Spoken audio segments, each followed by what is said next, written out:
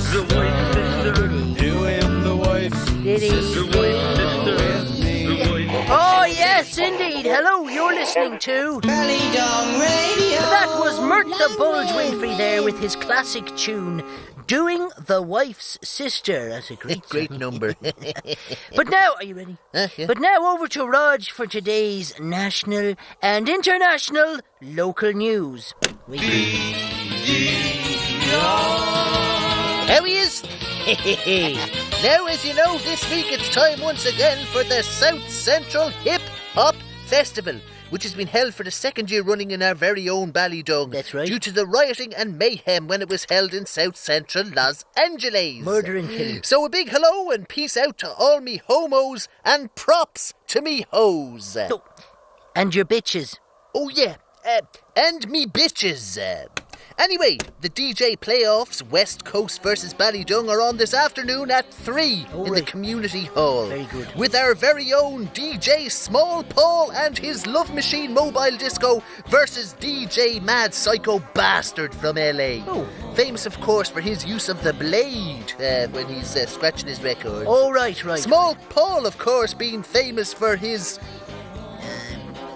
brightly coloured van. Oh, his van's bright, So all go on down now and check out what's on the decks Do there, indeed. folks. Now, here's one for all you hibbity hopsters out there. Not many people know that myself and the brother, we've dabbled in a bit of the hibbity hop ourselves. Hibbity hop and the ribbity rap. That's right. So here's a track from our very own little-known album from 1993. All the gang loves a gang bang. It's Colosta you, Colosta me. Turn it on there.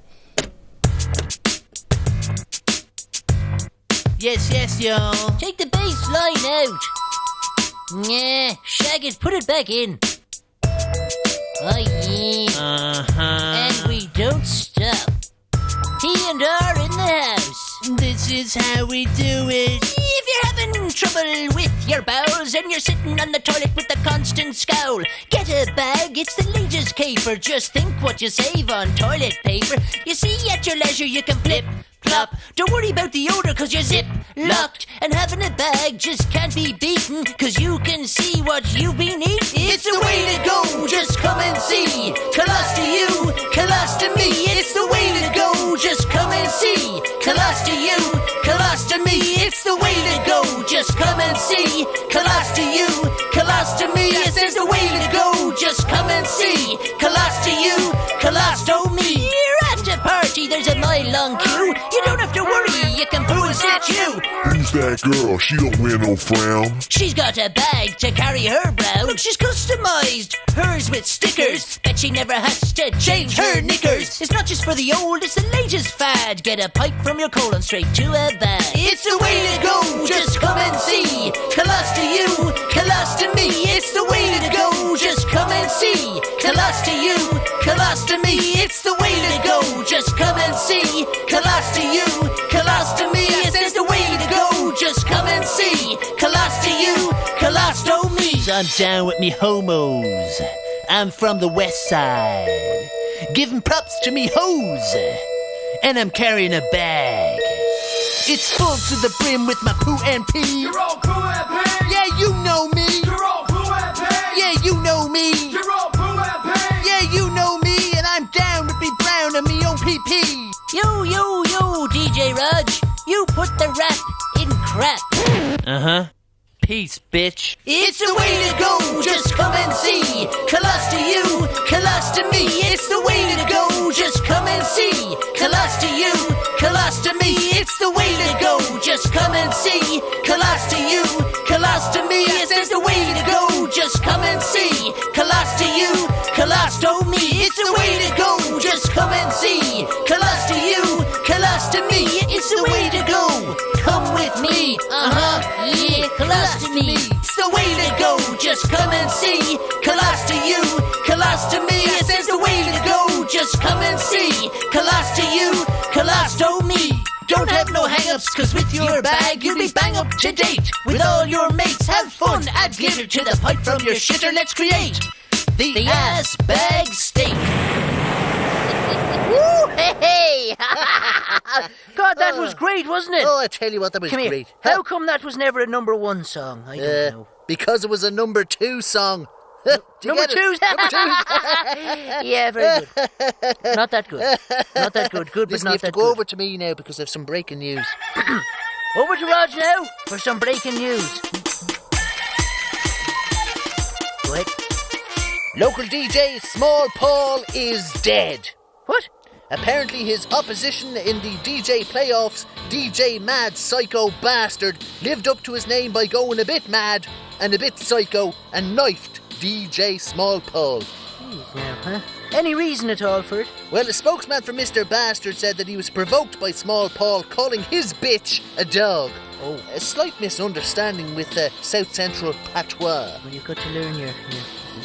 Anyway, listen, well, I suppose it'd be fair to say then that Paul, in fact, dissed Mad Psycho Bastard's bitch.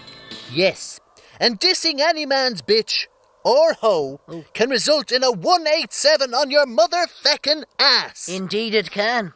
Respect, Rodge. Respect right back at you there, bro. Thanks. But now on with the show, folks. We're playing this for Chantel, who is visiting us from the projects Very good. with her posse, the Venice Beach Vixens. And she says, peace out, boo shaker, and props to all her homos. This one's for you, Chantel. He's in jail, but he's still recording. It's Ambrose Macaulay, the singing surgeon, and You're Like My Anchor. Peace out, Rodge. Peace, bitch. So, I'm going to meet up with some bitches and hoes later. Are you? Don't know about the bitches, but the hoes maybe. I like the hoes a lot better myself.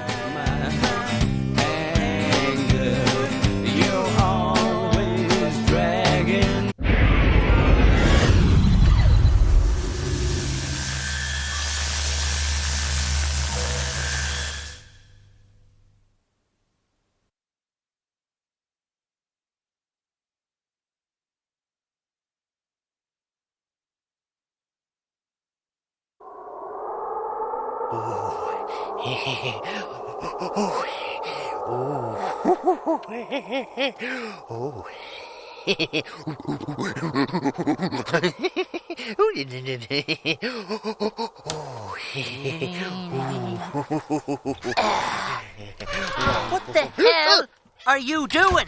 Huh? I'm just playing with me monkey. Oh, God, I don't care what you call it.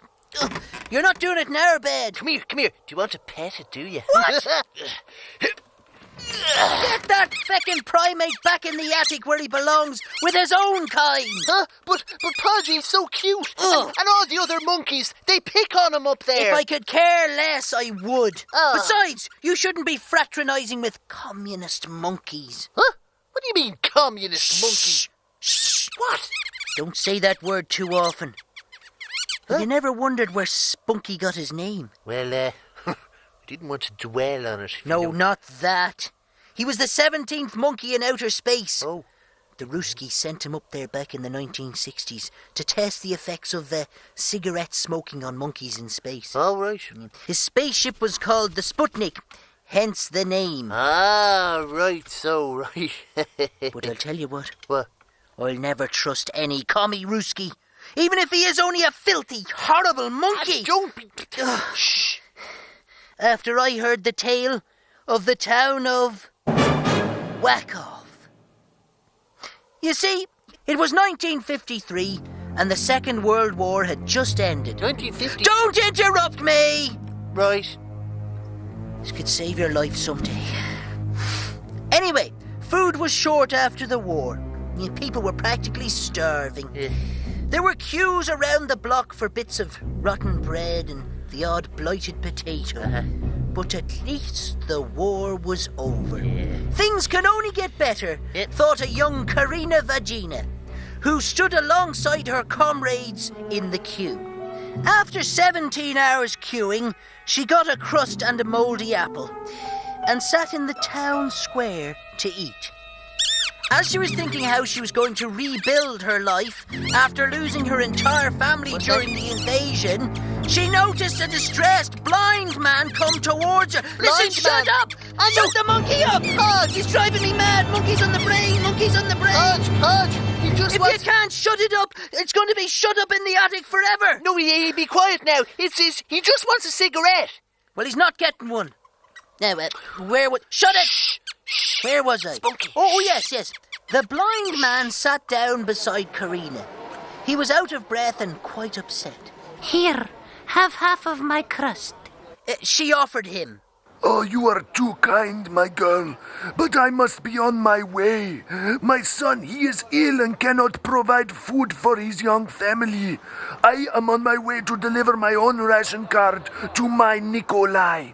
He is the future of this country, not an old blind man like me. He got up and nearly fell over with exhaustion. Karina helped the old man back up. Let me deliver the letter for you. She offered. A tear formed in the old man's eyes. I cannot see your face, but I can see into your heart, and it is a kind one. Jesus, did he want to get into her knickers or what? Shut it, monkey boy! He handed over the letter, and Karina looked at the address. It wasn't too far away. As she left, the old man said, You are a kind, kind woman, Karina Vargina, and I will never forget this kind deed. and with a pep in her step, Karina headed off to deliver the envelope. It was close by in a run-down tenement building. God, the man's son must indeed be quite poor, she thought, as she wandered through the dark corridors looking for the correct door number. She knocked twice, and a young man opened the door. I have brought this for you. It is from your father. Are you Nikolai? The man opened the letter and smiled. Yes. Nikolai. Yeah, he replied. How are your wife and children? She inquired. They would like to thank you for delivering this card from my father. And he ushered her into the flat. They are in the kitchen. Please go ahead. They would be delighted to meet you. As Karina opened the door, she had just enough time to see a dismembered corpse on the butcher's block. Jesus. Huh? Before receiving a swift blow to the back of the head. What the feck is going on? The whack-off bourgeoisie would be eating well that night. What the feck was in that envelope? A card simply saying, "This is the last one I'm sending you today." Jesus, cannibal communists! Huh? Yeah, little did poor Karina know that her life was at stake. Is it steak? Steak? Steak? Meat. What's he doing? Huh? What's that? What the hell's he at? Are you sure that he got his name Spunky the Monkey because he went on the Sputnik rocket? Because my theory is that he's a bit more sort of basic. Get that dirty monkey back up in the attic now! I know, Podge, because look, the baboons and the gorillas make fun of him. Well, it's hardly surprising if he's at that all the time. Monkey's hang on the on. brain. Hang on, we Monkey's have on the lift brain. off. Oh. Monkey's on the brain. dear. Mummy.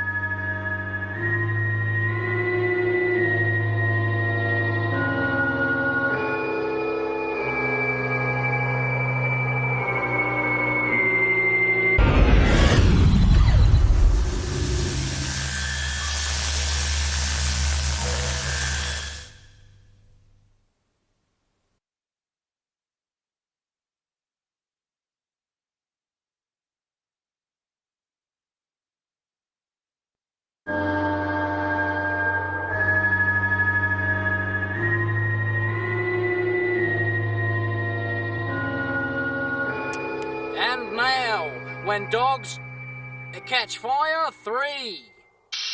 What else is on? How are ye? And now it's time to return to When Goalies Go Mod 5. Shite. And now, Nicholas Lyndhurst presents a real-life documentary with covert footage never seen before on television. When Chefs Go Mental 2. Jesus. What kind of an excuse for entertainment are these shows? Sure, half that stuff's made up anyway. Yeah. God. Do you know something? Maybe we should make our own televisual programming, huh? Yeah, you go right ahead and make stupid little television shows for stupid little people. But mark my words, you. It'll undoubtedly end in tragedy. Now let me tell you about the final year students of the Tony Danza School of Film and their ill-fated project. There were a group of 4 students: Monty Lang, his ex-girlfriend and flatmate Binty Summers, the brothers Joel and Serrano Jabolski. They all shared a fascination with fly-on-the-wall type TV, mockumentaries and cinema verite, which is a style of filmmaking that makes the audience think they're watching something real.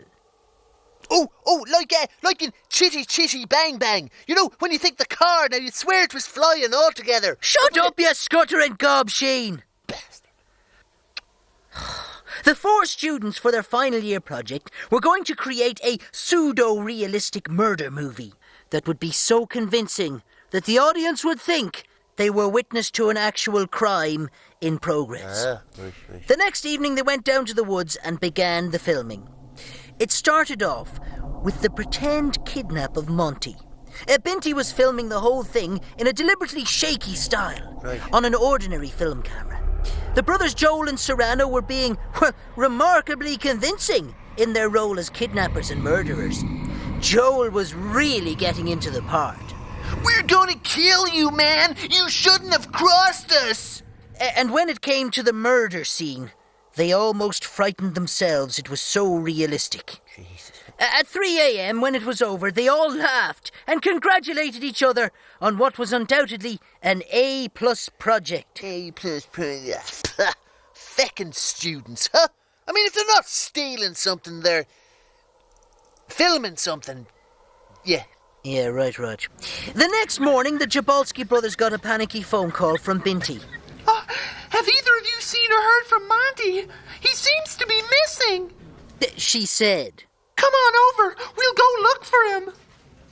The brothers headed straight over to Binty's. I'm really worried. His bed hasn't been slept in. As Binty was talking, Joel spotted the news on the television. There were policemen in the woods where they were last night. He ran over and turned up the volume. The anchor woman said, We're going over live now to our man on the ground, Charlie Bird. And I do mean man. To find out more about this horrific woodland murder. Binty, Joel and Serrano were transfixed in stunned silence as the reporter spoke. Thanks, Sharon. Well, at 7:30 this morning, the badly mutilated body of film student Monty Lang was discovered by joggers. As you can see behind me, it's one of the worst scenes I've ever witnessed in years. The 3 couldn't believe what they were hearing. Jesus. The Jabolski brothers left a weeping Binty to try and make some sense of the situation. What the hell was going on there? Just as the brothers had gone, out of the cupboard in the room stepped Monty with the camera in hand. You should have seen their faces when they saw our news tape, huh? He laughed. He'd set the boys up, huh? Yeah, Monty and Binty were pushing real-life TV to the max. Yeah.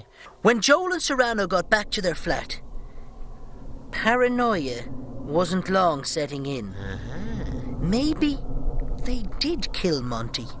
Maybe they should go to the police. Or maybe they were being set up. You see, they probably thought it was your one Binty. Yep. Yeah. As far as they were concerned, that was the only rational explanation. Her and Monty used to be an item, you see. Maybe she was the jealous type, and she had killed Monty and was going to set them up for the fall with the incriminating video they'd filmed the night before. There was only one thing for them to do: retrieve the videotape and destroy it and Binty. Jesus, huh? So they sneaked back to Binty's flat and broke in. They found the camera and the tape, and then took a tripod to Binty. As they finished the gruesome deed, in walked Monty. The brothers nearly had a heart attack. Yeah, you think they would. We totally thought you were dead, man. Joel shrieked. It was just a prank. I was on my way over to tell you. Monty replied. It was then he saw Binty lifeless on the floor. Jesus, what's this scene? It's the big finale, dude! As Joel slammed closed a clapperboard, breaking Monty's neck. Then they set about staging the scene so it looked like Binty and Monty had killed each other. Ah, clever boys. Not that clever! They had failed to notice the hidden camera that Binty had disguised in the corner of the room to film Joel and Serrano's real-life reaction to the prank, thus completing the project on real-life deception. Oh, gee. Instead, the Jabolski brothers got real-life execution. 20,000 volts up the hole. Shocking story. Anyway, listen, what's on TV now? Turn it on again. Oh, And now, Nicholas Lyndhurst presents When Freaks Get Naked 3. Look at that fella. look at the state of that feckin' Egypt. Look at the feckin' state. Holy God, that's me, that is. Yeah. Oh, Jesus. Who the hell was filming me in the bath? Oh, God, that's terrible, Rodge. An invasion of privacy that is there. Oh, Jesus. Apparently they pay £150 a clip. Apparently. Oh, this next bit's very funny. Oh, no, hold on. Hang on, that's me. When I ran out of toilet paper. Yeah, Rodge. But the cat, really. Kitten soft. Oh. You're stuck.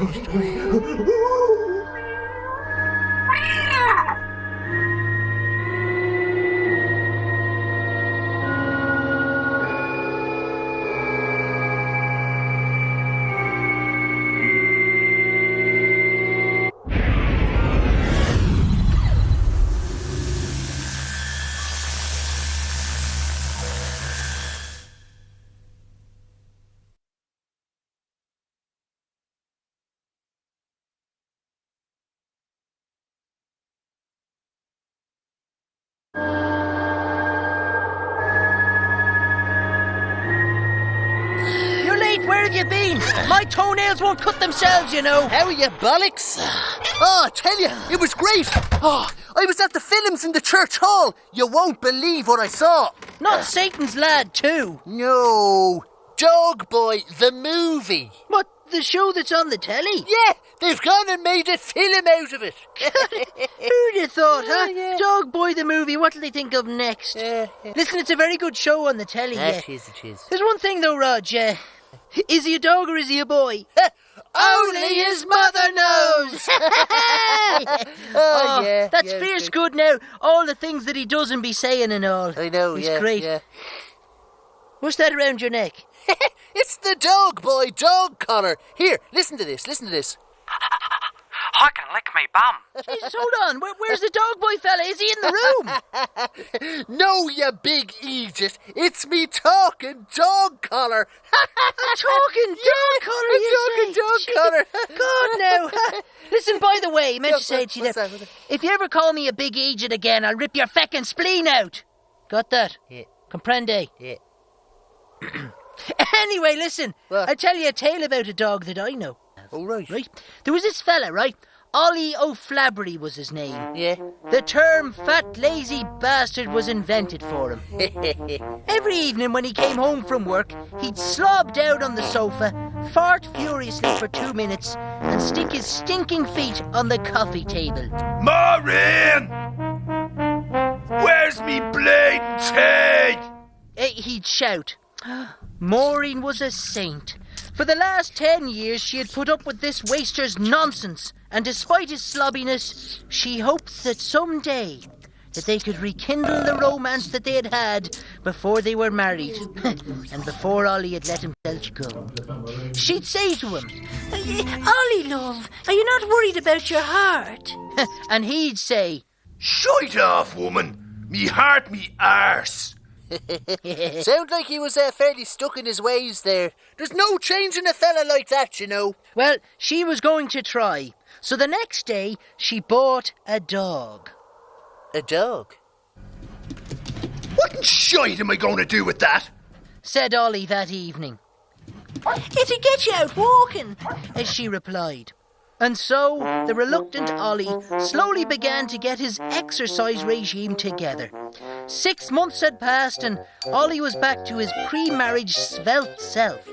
Maureen was delighted, and she too started to make an effort and began wearing makeup again. Soon he would notice her the way he used to. What's that smell, love? He asked. Oh, it's my new perfume. No, the bleeding dog's rolled in shite. I better take him out for a walk. Oh, Jesus. Perhaps it would take a bit more time, she thought. And although the romance hadn't been rekindled, do you know what? She was delighted that he was happier and healthier. You see, like clockwork every evening, Ollie would take the dog out for a stroll. Except for one evening, he rang Maureen at home. I'm up to me shite and work, right? I'll be home later. That was fine, except for the dog, who started whining and whinging. Yeah, you see, the dog's used to the routine of his nightly walks, you see. That's the thing there. Yeah, thanks there, Rolf Harris, there, for your bit of advice. Bastard. Anyway, Maureen decided that she would take the dog for a stroll in the end. Trouble was, she was only a slight woman, and the dog practically dragged her for a walk.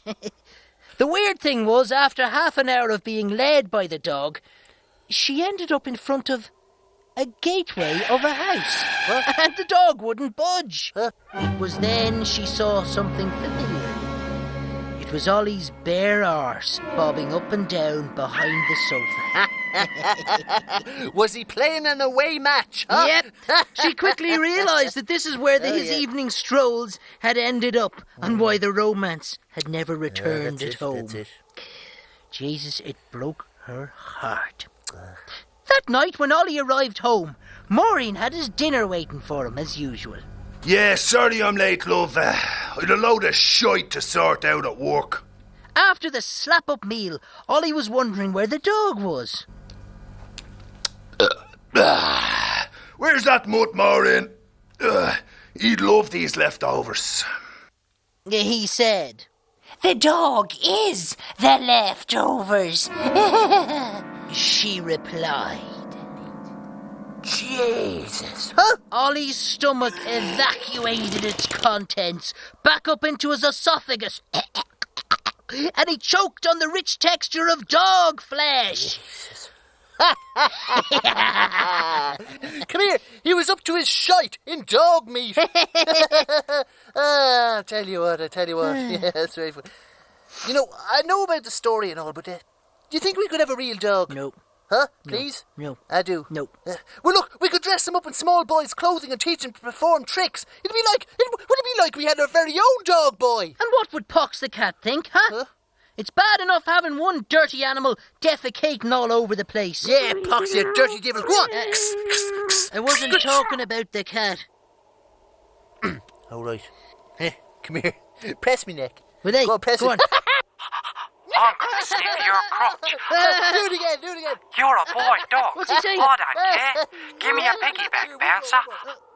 Mum, is me dad an Alsatian? That's great altogether. Yeah. There's just one thing though, Rodge, I've What's that? always wondered. What's that? Is he a dog or is he a boy? Only his mother knows. Do it again. Do another one. Press it. I'm gonna sniff your crotch. That's funny. Oh, that's great, that is. Another one. Mum, is me dad an Alsatian?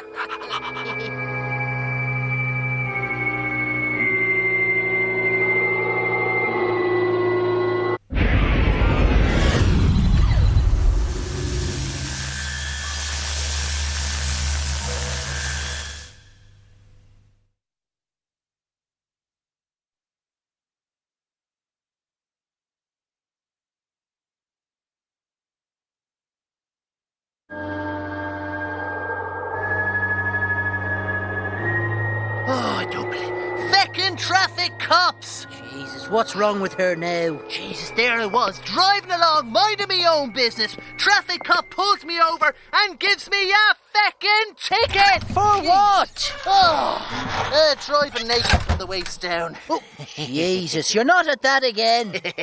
I mean, what kind of country is it when a grown man can't drive in his own car, in his own town, without his trousers on?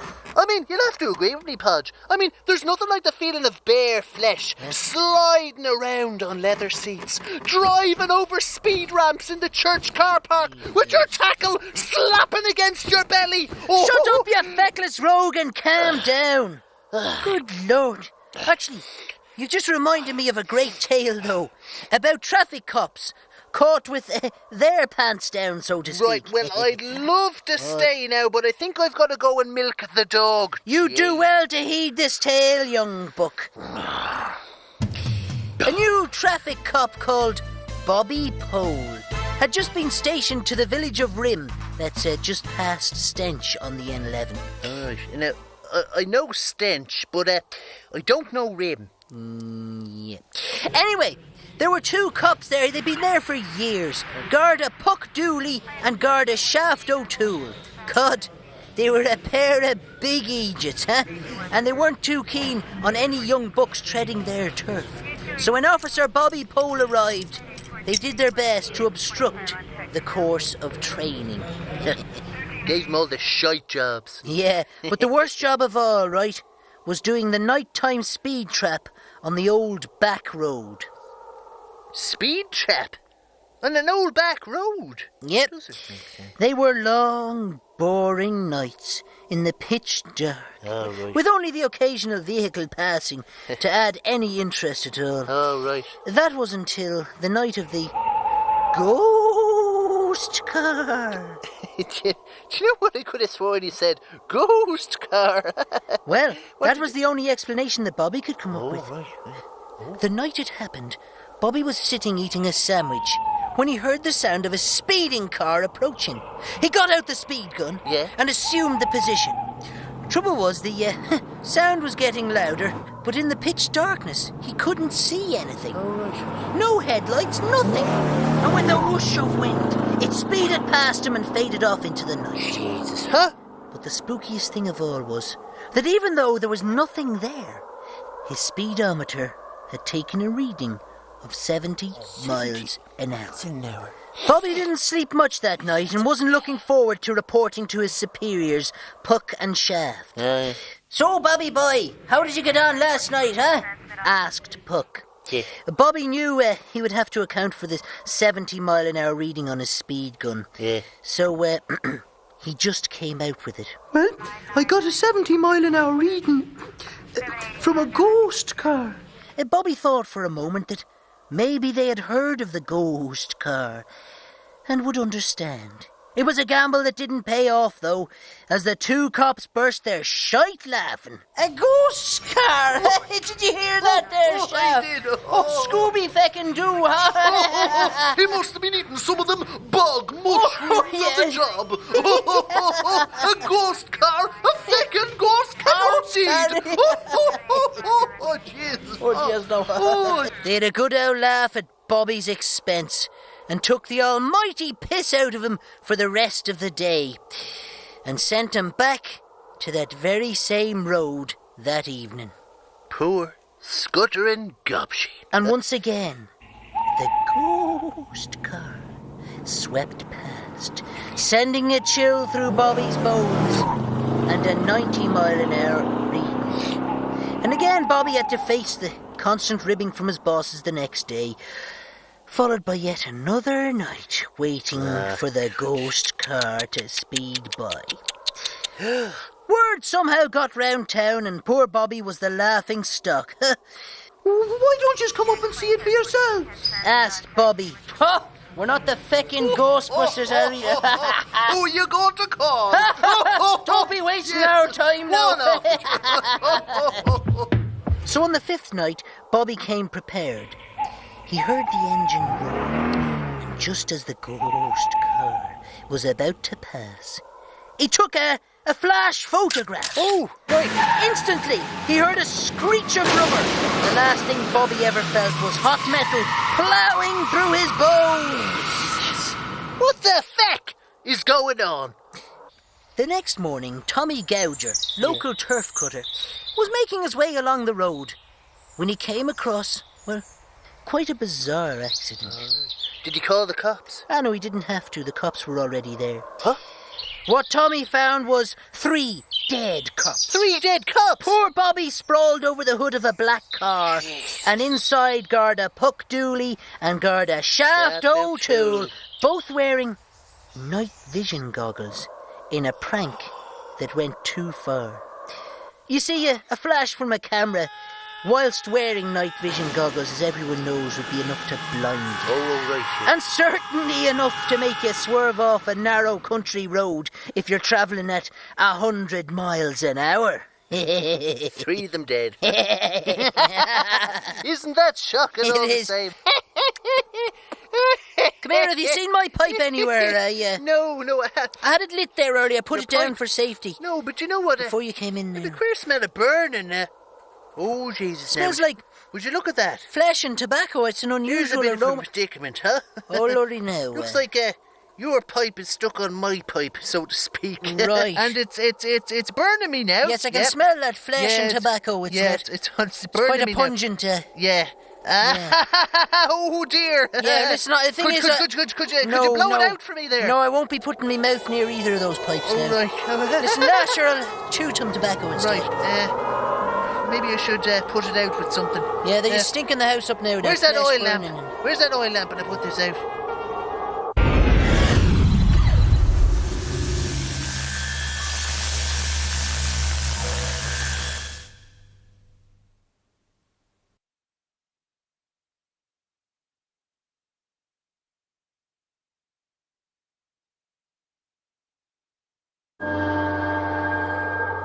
Where's my shag? You said you'd get me some free pipe. Should be here in a minute. Look, you promised me earlier that you'd get me some shag. It's not going to get here by itself, you know. Look, will you stop worrying? I sent a courier to pick it up. A courier? Oh, we're not made of money, Tronnell Dump. Couriers cost a flippin' fortune. Well, not this one. He gets us the stuff for free. Well, in return for only a couple of cigarettes, that is. Oh, there he is. What in Satan's armpits is going on? It's great, isn't it? I've trained Spunky the Monkey to sneak up into the newsagents and steal whatever we need. Oh, Jesus. And then he hides it upon his person and exits undetected. So now we have a communist fag-smoking, smuggling monkey living in our attic. Yep. Great, isn't it, huh? Well, where's me tobacco? Oh, you'll have to wait till it's time. Huh? Well, what do you mean? Oh, he doesn't stuff it up as... Oh, God, get him out of here. Go on, shoo, you bad primate. Shoo! Anyway, smuggling is it, huh? Well, as long as you don't get caught. Because smuggling, my boy, is a risky business indeed. Take, for instance, Anthony Flush, or Flush Tone to his mates. He was a high-flying, on-the-way-up money market boy. Flash cars, top chicks, and loads of money. He was a cocky bastard, too. Ha! I'm up to my tits in cash! He used to say. Jesus, he must have been fierce clever, though, all the same. Like to be making that kind of money and all. Well, that's what Tony used to think. And when any of his market friends made a mistake, he'd be first to drop them faster than a hot snot. Ha! See you around, loser! Tony would gloat. What he failed to realise was the money market is, well, it's all a game of luck. Oh. And Tony was very, very lucky indeed, but not invincible. Sure, if he was invincible, sure, no one would be able to see him. Shut up, Jack Lemon. Jesus. In fact, Tony's luck seemed to be getting even better, as he was given the whole Asian account to look after. Don't worry, I won't shit it up on you, Larry. He'd say to his boss. I'll raise this Asian baby like it's my very own. And so, with his usual gusto and high-risk management, he set about building the biggest fund the company had ever seen. he travelled to Asia quite a lot, meeting the investors and having rather too much of a good time. Especially with the ladies. High-class geisha girls to air hostesses. In fact, he was a frequent flyer in the Mile High Club, if you know what I mean. I do. That's where you get the colouring book and the crayons and the little pouch, you know, with the thing for the eyes and all the little things to colour in. Rodge, that is the Mile High Club, good man. Anyway, one of the geisha houses that Flush Tone used to frequent was run by a Mexican by the name of Pinos. One day, Pinos took Tone aside. I have a proposition for you, my friend. I see your comings and goings all the time from this country to your country. How would you feel about taking some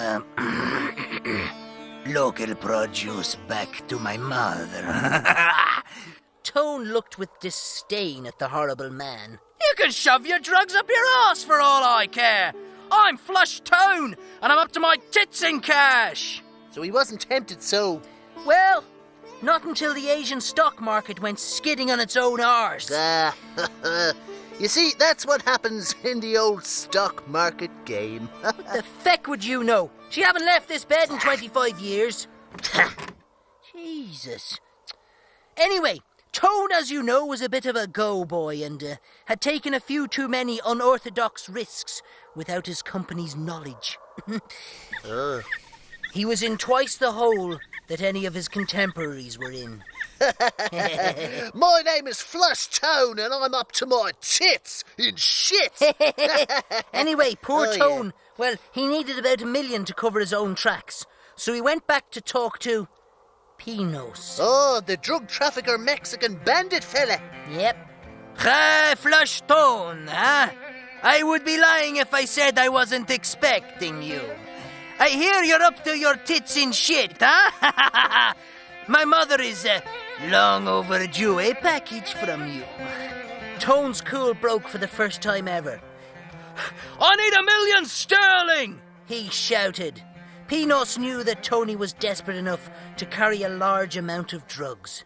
That night, Tony collected his package. Ooh. He went back to his hotel room and decided to strap the drugs around his torso in cellophane. It was rare enough that a frequent business traveller like himself would have his luggage checked, but he had never heard of anyone having a body search. When he got to the airport, everything was going to plan, until he walked through the metal detector, and for the first time ever, set it off. Yeah. He'd stupidly forgotten to switch off his mobile phone, and now he was going to get the standard body search. Here I am about to be frisked, and I'm up to my tits in LSD. He thought to himself, and began to break out in a cold sweat. After all, drug trafficking in Asia is punishable by death. Jesus. So did they catch him then, or...? No. Huh? And Tone thought he was on the home run. That was until he started seeing the giant fruit walking towards him. What? You see, he was feeling a bit faint and headed to the men's bathroom to splash some water on his face. They found him 12 hours later in a stall in the Bangkok airport. It took over a week to identify him. You see, his body sweat had triggered the fast release into his skin of a massive dose of the LSD that was strapped around his torso. In his hallucinogenic state, Tony had thought he was an orange. An orange? And had spent the 12 hours peeling himself. And now he was a quivering mass of flesh pulp.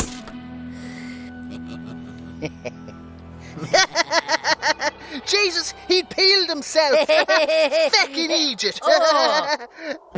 What the hell was that? Oh, special delivery for Mr. Podge. It's your free tobacco's just arrived. That is disgusting. I mean, how unhygienic is that? What's he do? Oh. Suppose you're right. What is more? Hold on. Oh, here comes me grapes. Good monkey. Push. Oh, Rodge. Don't. Oh, no. Hello. Hello. Feeling sorry, sick. Pips. Here, go on, have one. Go on. Oh, there's the kiwis. Hold on. Oh! Oh!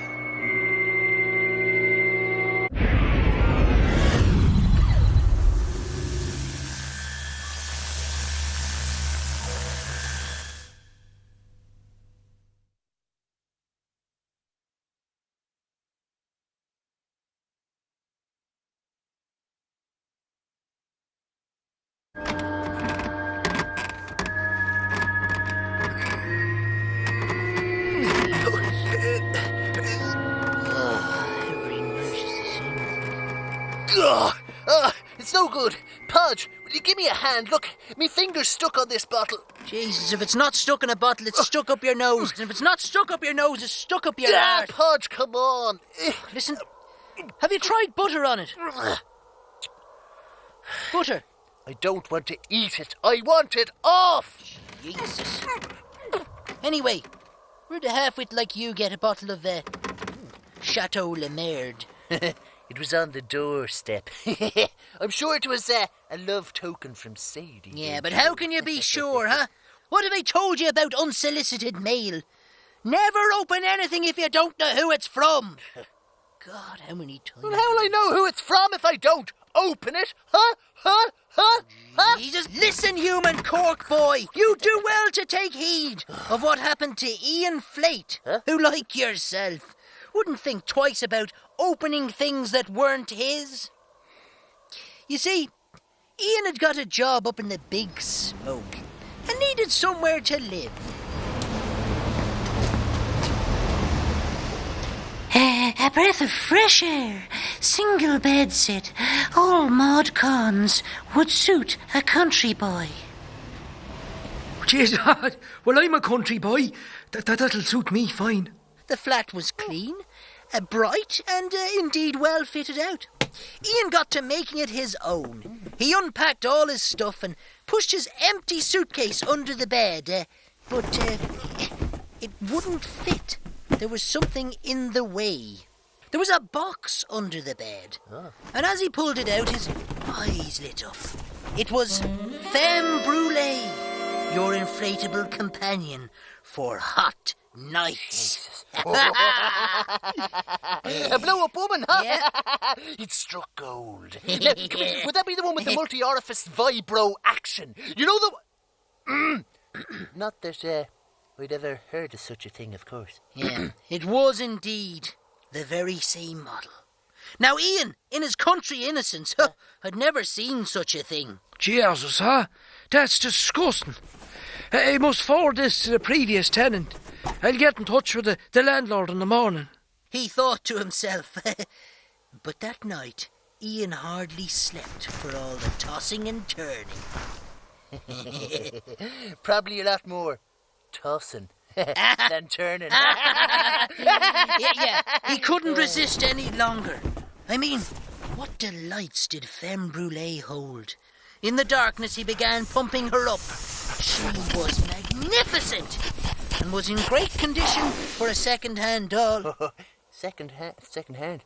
Oh, I tell you, I wouldn't be on for dipping my spoon into somebody else's porridge, if you know what I mean. Yeah. Well, Ian didn't care, you see. Curiosity had got the better of him. And he decided to take Femme Brûlée out for a test drive. Oh, did he stick the key in the ignition? Did he take around the block? Yeah, and not only that, Rodge, he took the scenic route. The dirty devil. The next day at work, he could hardly focus his mind as he was thinking constantly about Femme Brûlée and the multi-orificed pleasures that awaited him at home. That evening, as he turned the key to his flat, he heard noises from within the kitchen. Huh? And warily he entered, only to find his inflatable love doing the dishes at the kitchen sink. For the love of St. Pubis, the patron saint of deploratory creams. Yep. What's going on? Well, Rodge, the doll had taken on a life of its own. Huh? Yep. Your man must have shat himself. Oh, no. This was like a dream come true. The ultimate pleasure doll had now become the ultimate woman. I'm making your favorite dinner. She said. And lo and behold, she produced the best meal Ian had ever eaten. And then when he thought it couldn't get any better, she said, Why don't we burn some rubber, Ian? So he gave her another pumping, I suppose, huh? Yep, and it was even better than the last time. And afterwards, they lay in bed together, and he asked her. Oh, will it always be this good? She turned to him and said, As long as you promise never to let me down. He looked into her acrylic eyes and said, I promise. Then they did it again. With the dirty beggars. A month quickly passed and love began to flourish for Ian and his latex lady. They were like any normal couple. They went to the cinema, had walks in the park, exchanged little love gifts.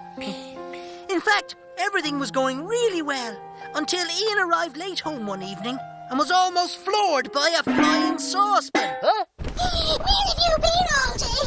Your dinner's ruined. You never introduced me to any of your friends. You just take me for granted. It was a bloody nightmare. Nag, nag, nag, nag, nag. In fact, he hadn't slept for 3 whole nights. She rang him at work every 5 minutes. Jesus. There was only one solution, Ian thought. Uh-huh. He was going to have to let her down. Good man, exactly. Yep. So that night, whilst she slept, he leant over and pulled open the valve.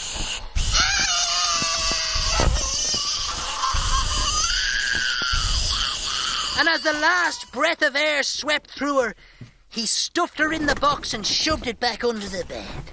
Poor Ian didn't sleep soundly that night, though. It felt like he had killed her. Images raced through his dreams, and he awoke to a hissing noise. Oh, was he still dreaming or No! Huh? For there in front of him stood Femme Brûlée. But fully inflated and with a knife in her hand. She plunged it into his chest as she screamed. You promised not to let me down. You're just like all the others.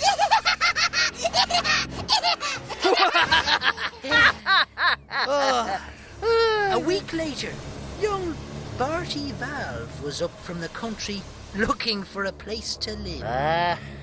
Well, I'm a country boy, and that'll suit me fine. Yeah. You see, goes on and on. Hang on. Oh, hold on, my finger's loose. I think it's coming off. Good man, pull one more. Oh, there you go. Listen, hey. Yeah. You must be glad that's it. It's lodged elsewhere, if you can see what I mean there. It's, right. I think you can see what I mean. It's sort of stuck down there now. It's a bit of an inconvenience. That's going to take some explaining down a casualty, if you know what I mean. Yeah, but you'll come down and explain how it happened, like I had me pyjamas off and all. And No, it just got stuck. I wouldn't be going to hospital. You wouldn't know what you'd catch. But it's the way I fell.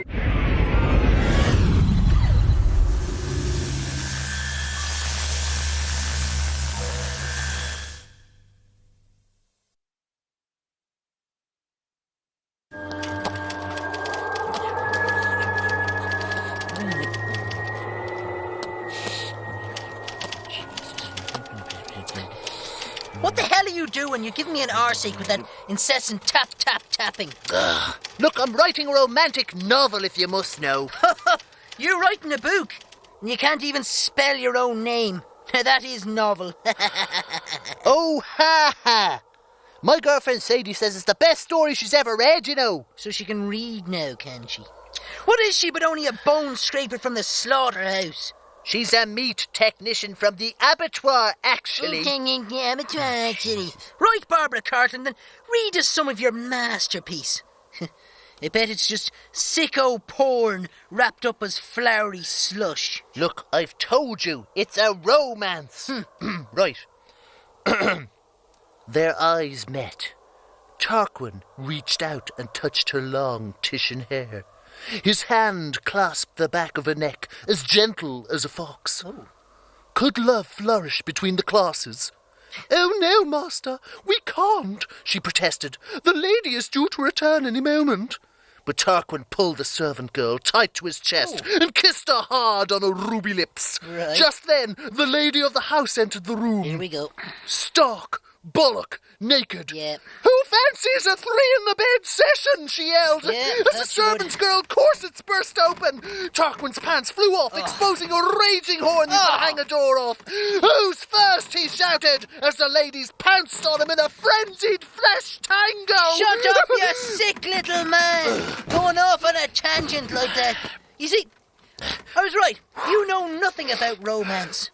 Let me tell you the most romantic story I have ever heard. Oh, Jesus. It's not my taxidermy class You tonight. sit there and listen. Oh, shit. You might learn something, you jumped up pup. Archie Smelt stood at the railings of Trinity College. He straightened his suit and studied the crowd of people milling around the campus. He looked for the girl whose heart he knew, but whose face he didn't. The girl with the red carnation. It all began a few months before, when Archie was looking through the poetry section of a second-hand bookshop. He found a book, Poetry for Romantic Losers. That's me. Thought Archie. I'm the only person I know that hasn't found love. But I can always dream. So he bought the book and took it home. I've one word of advice for that lonely fellow. What? Porno! Yes, thank you, Dr. Ruth. But you're right, he was a lonely soul. When he got home, he started to read the book and found himself intrigued. Not by the poetry, but by the handwritten notes penciled in the margin. Jesus, it wasn't drawings of fellas with big hairy todgers, was it? Because... why? No reason. So anyway, what was written in the margin, so? Little thumbnail drawings illustrating the poems. Oh, right. And heartfelt notes revealing a thoughtful and insightful soul. He flicked back to the inside cover, and there was a name and address. Flora Swoon. Sure, even her name sounded romantic to Archie. Flora Swoon. Sounds like a feckin' air freshener to me. Archie was in love. But what should he do? They had one thing in common, a love of romantic verse. So he decided to write a poem to her, and he sent it off. Oh, heck me. I like to wear your panties. It makes me feel all girly. That new shampoo I found in the loo makes my pubes all curly. Shut up, you feckless rogue! You're ruining the romantic mood here. They solved me. A couple of days later, he received a return poem.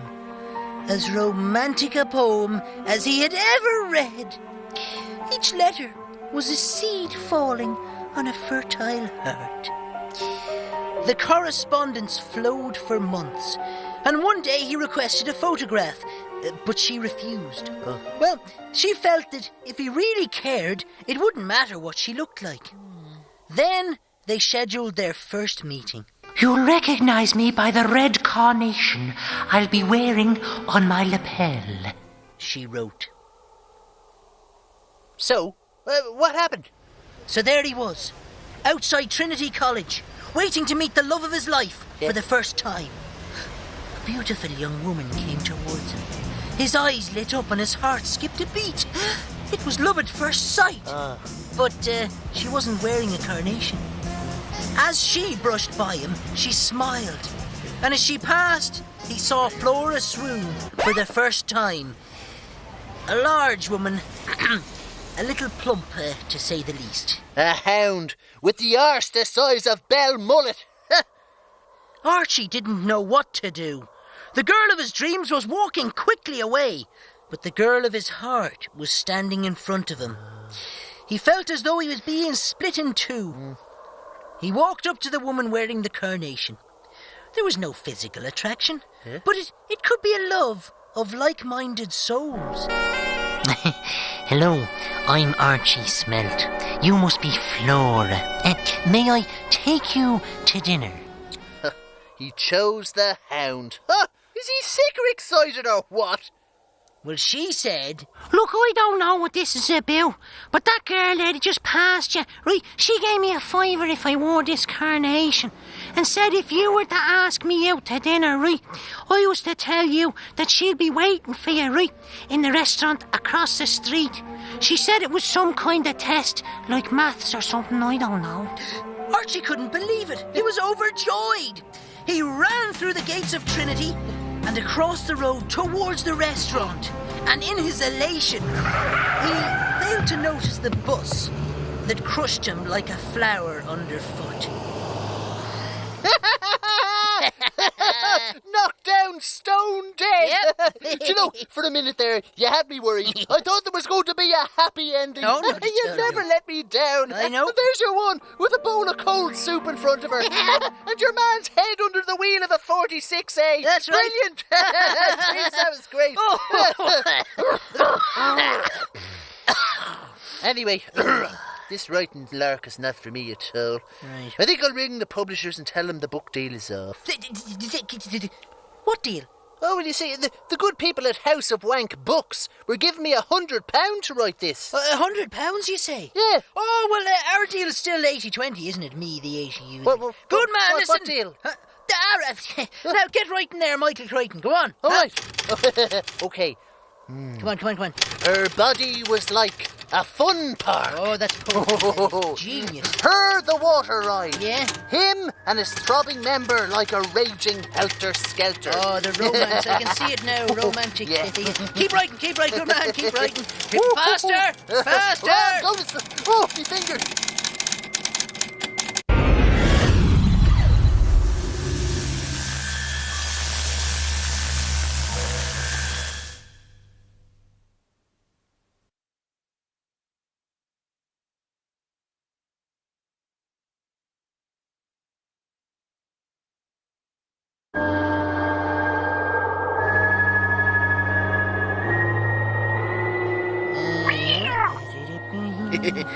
What is it they say again? Blue and green should always be seen. Isn't that right? I'll pack those in there as well then into the old suitcase. Come here. I'm going away for the whole weekend. Do you think I should bring a fresh pair of wives with me or what? What's the point? Huh? I mean, change your pants once a month will do, you see. Right, yeah. Or if a scrape out will do it, once every 2 months. You're only man. Anyway, where are you and your fancy woman going to? I've booked the Shagwell suite at the Longhorn Hotel. It's got a jacuzzi, you know. The bubbles and all, you know, the water. High-speed jets of water shooting up me arse. Oh, that's what I'd call fun. You'll be walking around the rest of the day with a slow seep out of your rear that you could all be very... You're only jealous. Oh, yeah. Jealous, yeah. I love hotels, sleeping in strangers' beds, where the previous occupants could have been suffering from all manner of ailments. Huh? A urine-sodden mattress, nits, scabies, or the Ebola virus. Oh, and all that's protecting you is a used cotton sheet. Sure, you're dying while you're sleeping. Well, myself and Sadie won't be doing much sleeping, that's all I'm saying. I intend to stay up all night.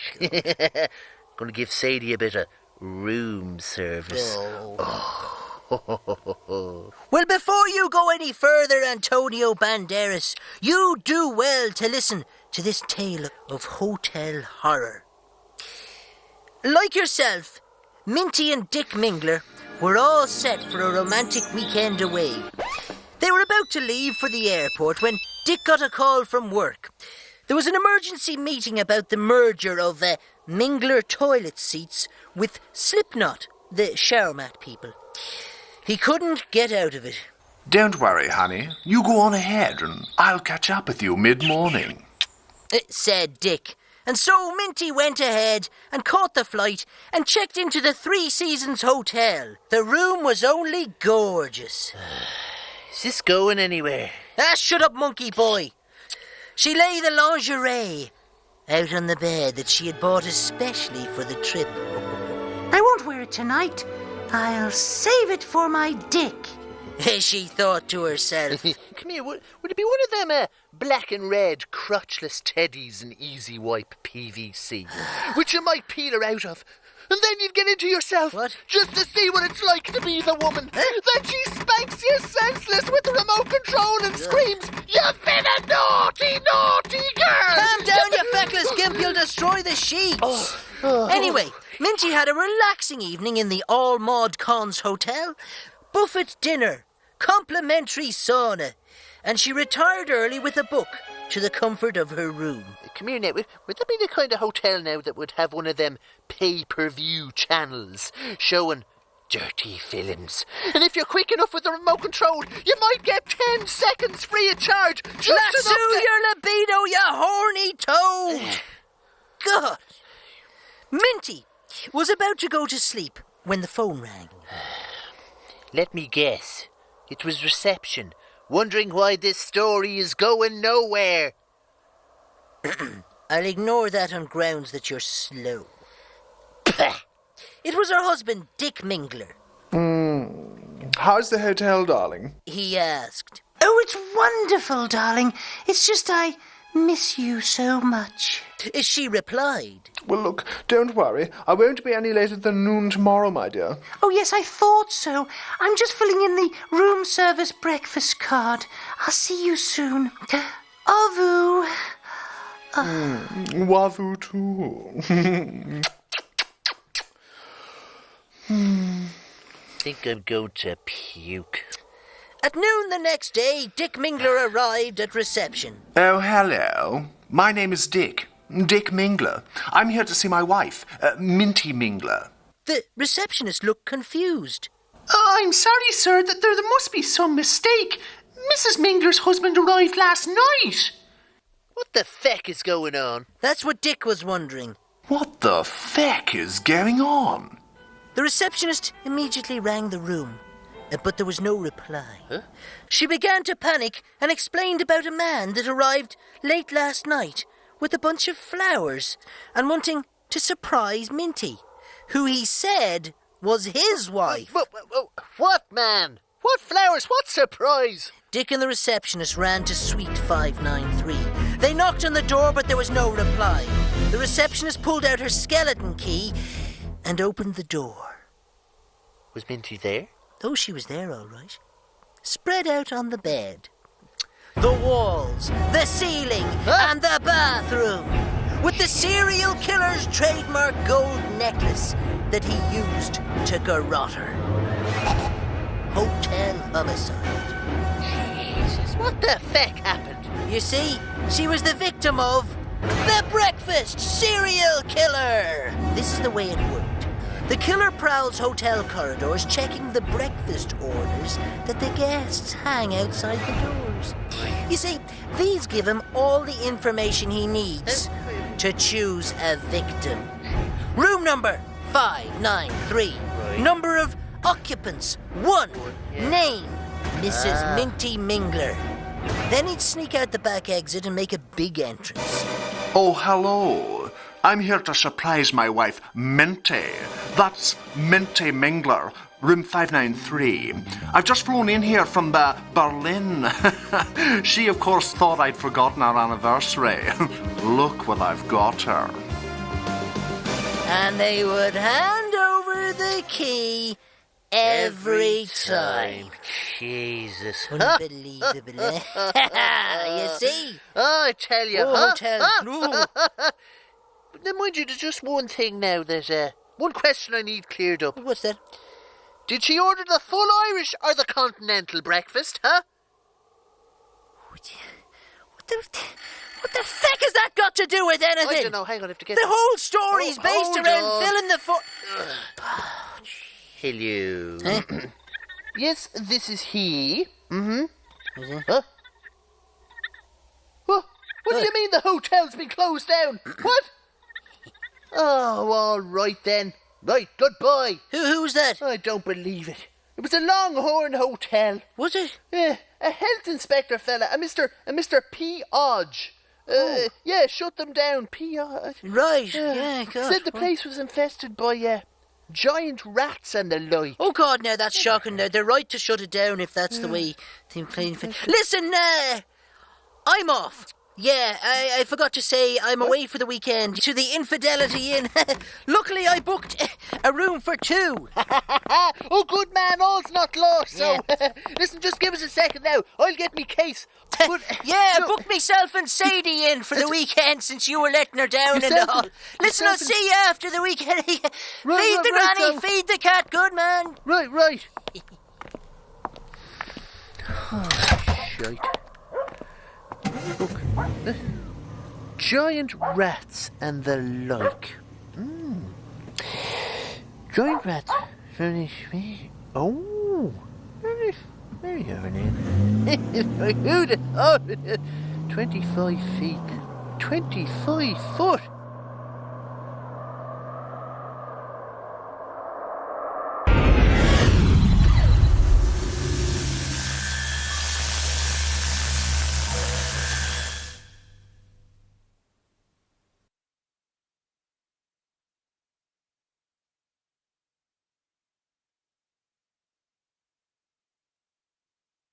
Or at least in the morning. Hello, and welcome. You're listening to BD broadcasting all around the Ballydung area via our illegal satellite system. You just heard there the Lang Sisters, a great tune, with a tragic ballad. I was so fond of your deep blue eyes, I cut them out with a knife. Tragic but beautiful. No, what was the name? They had another great number there. What was the name of the other song they had? Oh, The Tractor Minced My Michael. That's it. A song with a message, I think you'll agree there, yeah. Listen, right, Jack Lemon, it's time for the national and international local news, if you wouldn't mind. All right, so, first up, a rock music concert festival type thing has been confirmed for the 19th of next month in Mulligan's Field. Very good. In aid of Sun Loungers for Lepers charity. All right, that's great. Yeah. The tickets $19 or $99, and the lineup is as follows. At 3 p.m. after the Dolphin Barbecue, the local heavy metal group Skinned Kittens will be kicking off proceedings. At 4 p.m, the all-girl group Dale Winton's Handbag. Oh. Followed at 5 p.m, there's a break from the music with something for the kiddies. Oh. It's Timmy Mallet, impersonator Jimmy Mullet. Jesus. The original's shite. I mean, what's that fella going to do? I'm not going to see it. Utter shite. Anyway, then back to the music. It's Cork's finest. 2 pence, none the wiser. All right. Then the old lesbo group, the Donut Bangers. Great. And then the headliners, the Rolling Stones. Ah, Jesus, not again. Every year. Same shit. They wheel them out and... Oh, no. Anyway, never mind. On with the show now. That's right. A request here for Jimmy Dorgan, who's lost his leg. Again. Jesus. If anyone finds it, please return it to Jimmy at the Stick It Inn. Yeah. Now, he was looking for this one from Festerneelan, which was number 1 for 16 weeks in the Feel Good Records and Animal Feed Shop chart, right here in Ballydung. Ballydung, that's right. From the platinum album Spank Me Then Thank Me, here's Festerneelan with a good old country song. Right there.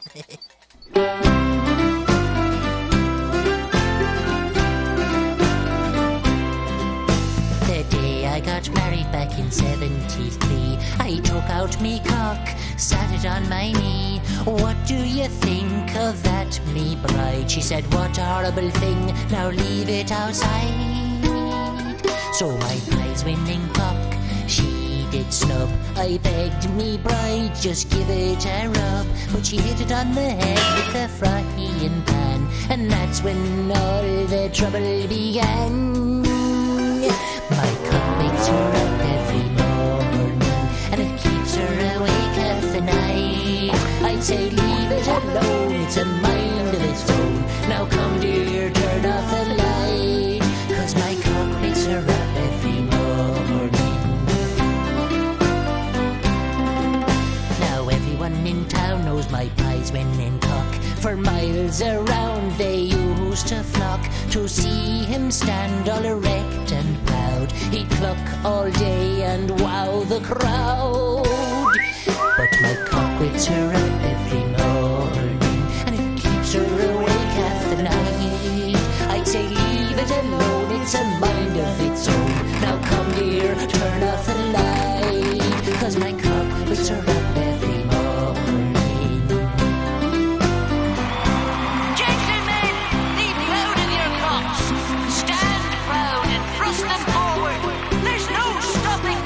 most magnificent creature.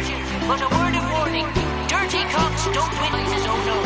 Now, let me finish this tale of me wife and me cock. There's a moral here for any cock-wielding man. And what happened next, you might be shocked. For me wife, one night, took a knife to me cock. Now me poor old cock, it is deceased, but it takes pride of place on our mantelpiece. Oh, right, so that's the end of your cock then? No, not quite. Huh? 'Cause my cock wakes her up every morning, and my cock keeps her awake half the night. Now the other's been stuffed, I've been rebuffed. She says, come here, big boy, and turn off the light. 'Cause my cock wakes her up every morning, and my cock keeps her awake half the night. That's what I'm saying. Now the other's been stuffed, mine's been rebuffed. She says, come here, big boy, turn off that second light. It's all you. My cock wakes her awake every morning. It keeps her awake half the night. I'm on it, eh? Just put it away now. Jesus. There's a time and place, you know. Ah, that was great there now, Festrinator with a catchy tune. A real toe tapper. It was marvellous. Do you know where? I was thinking of going to that rock concert thing with the young people. Oh, right. You won't get a ticket for Love Nor Money, you know that. Huh? No. Sold out already? Ah, yes, some smart business fella bought all the tickets and apparently he's selling them off at sky-high prices. Ah, feck. I'm going to have to go. I promised Sadie I'd take her. I have your man's mobile number. You have his mobile number? Do you know what? I'll ring him so. Go on, you might as well so. Go on. Go. Good fella. It's 7. 7, yeah. 5, 7.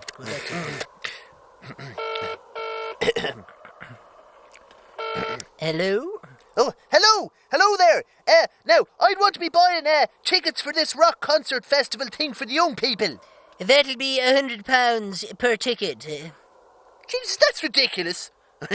Watch this. I bargain them down, right? My good man, go for it. Watch me. Right, you say £100 each, right? That's right. Right. Well, if I said to you now that I'd be wanting 2 tickets, and I've only got £240, right? So you have to take it or leave it now. 240. Oh, sir, you drive a hard bargain, sir. I tell you what, if you meet me halfway now. Oh, right then. Right, well, £280 and it's me final offer now. Make it 320. Huh? Make it 320. You reckon? Right, I'll make it 320 so. Oh, God, now I don't know. Now, I won't be on for bargaining, so that's it now, me final offer. All right, so that's done. Right, so done. Right, bye. What? He's a sucker. What? Well, the tickets, right, they're £100 each, and I wanted 2 of them. So I ended up only paying 320. It's a good deal. It's a good deal. Good man, fair play to you now. Yeah.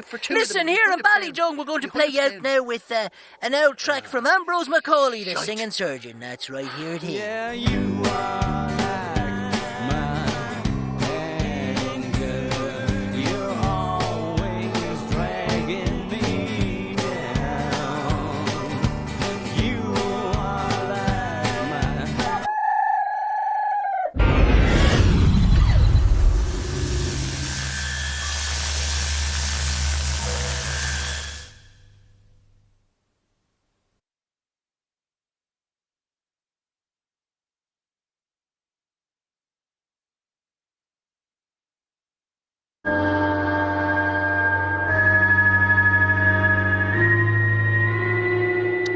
Right, so that's me. So just gonna head. Yeah. Just gonna head off now for the evening. Jesus, what do you want? What's wrong with you? Are you going to ask me where I'm going tonight or what? Where are you going tonight? I'm going to the brand new multiplex in Rim. What the feck is a multiplex? Oh, it's a cinema where they show the 2 films at the same time. It's going to be great. Oh, I see where this little charade is going. Yes, I want to borrow the car. So the crossbar on your bike isn't good enough for her, huh? The Queen of Feckin' Sheba wants the front seat of the car now. Well, I was hoping to get her in the back seat. Not on my drail on upholstery, you won't. Look, it's half my car anyway. Yes. And yours is the left-hand side, which has no steering wheel. Oh. So you're going nowhere. Oh, feckless, scuttering gobshite. Do you think I like not giving you the car, do you? It's for your own feckin' sanity. What are you scuttering on about? Let me tell you the spookiest tale you'll ever hear. Huh? Jesus, what the feck? Only last week, Peggy and Willie Stump were travelling on the Rim Road to their home in Stench. Now, I know Rim, but I don't know Stench. And just as they were approaching an infamous accident black spot, they saw a woman running down the middle of the road, begging them to stop. Now, Peggy told Willie to keep on driving, as it might be a setup. But when Willie saw the woman's distress and her cuts and bruises, he decided to stop to find out what was wrong.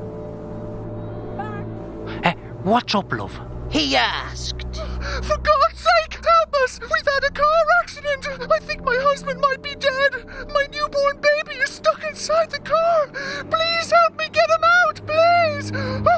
Peggy put her arm around the woman. She was frozen cold and the colour of death. Listen, you stay here, love. I'll go down and get your baby, said Willie. He wasted no time in getting down to the car. When he got there, he heard the baby crying in the back seat. He managed to pull it out, car seat and all, and clambered back up the hill to reunite the baby with its mother. When he got near the top, he was helped up by Peggy. Well done, love. I put the poor woman into the car to keep her warm. She was probably listening to the GBs on the radio. More than your woman. Cheering herself up. What with her husband being dead and all. When they got to the car, the woman was gone. Jesus Christ. She'd stolen the feckin' car stereo, huh? Oh! Shut up!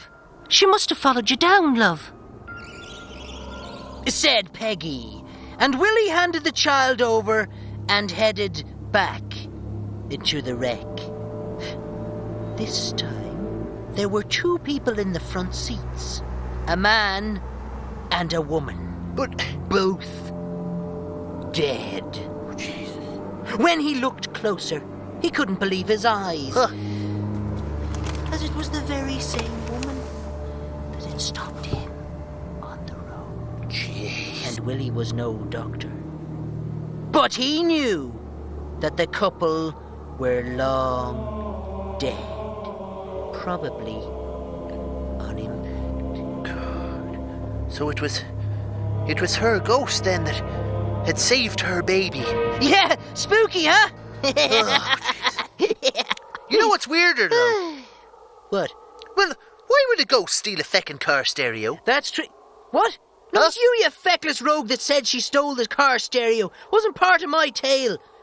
True story. Oh, right. Anyway, look, I've got to be going. Right. Give us the car keys. Come on, where are they? They're around the house. Look at the time. Jeez, it'll be feckin' half over by the time we get there. Well, anyway, what film are you going to see? The intense psychological thriller Head Wreck.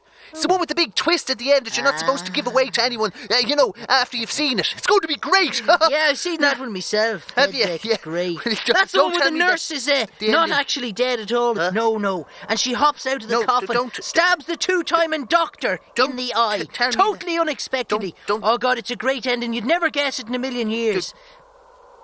Oh, God, now, huh?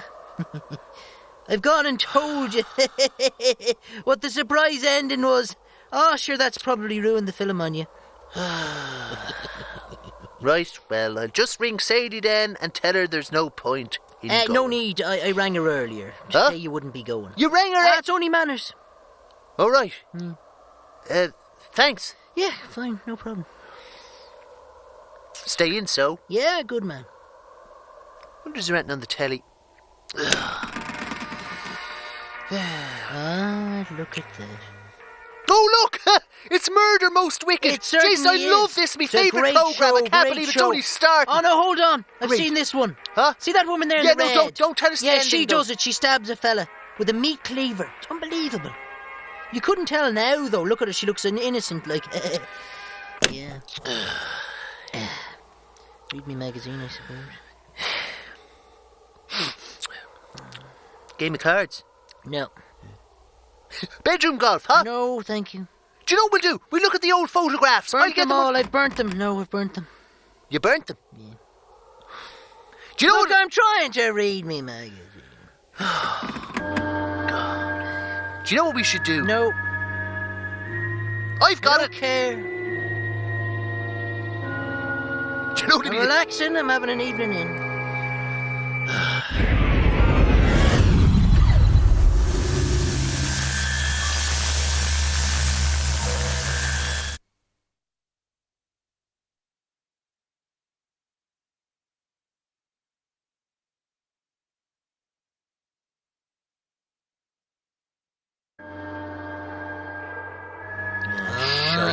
This is shite. What's on the Jesus. other side?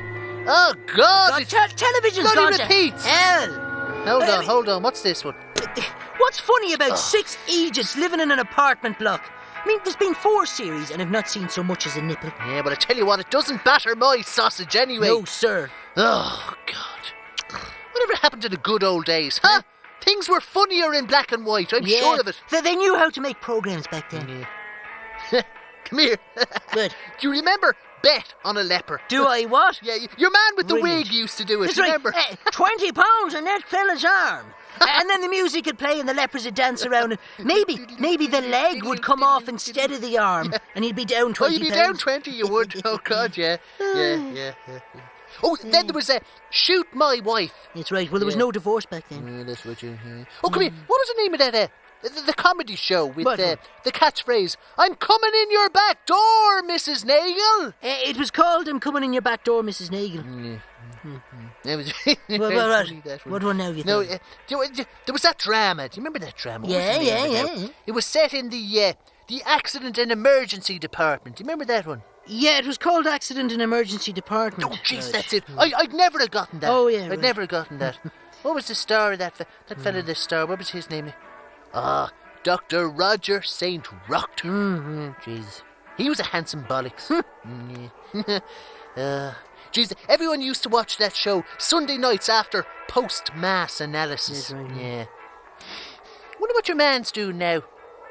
Jesus, did you not hear? Jesus. It's a tragic fall from Grace Tale with a gruesome twist. Oh, tell us more. You see, after the show was cancelled in the mid-70s, the actor Giz Montclair, who played the part of Dr. St. Roctor, was at a bit of a loose end. Right.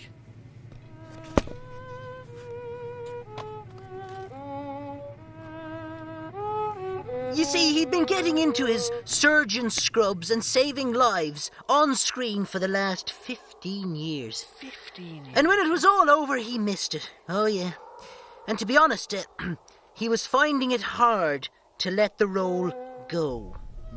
He went to other auditions, but all he really wanted to play was a doctor. Yeah. I can do any kind of a medical role. Proctologist, gynecologist, even a male nurse. Oh, Mr. Montclair, there's no call for a brain surgeon in Jack and the Beanstalk. Gynecologist, you say? Now, there's a job that'd suit me. Oh, no, I wouldn't have the training, but I'd take a feckin' good look. Shut up, you bottle squatter! Montclair's obsession with his medical role was slowly getting worse.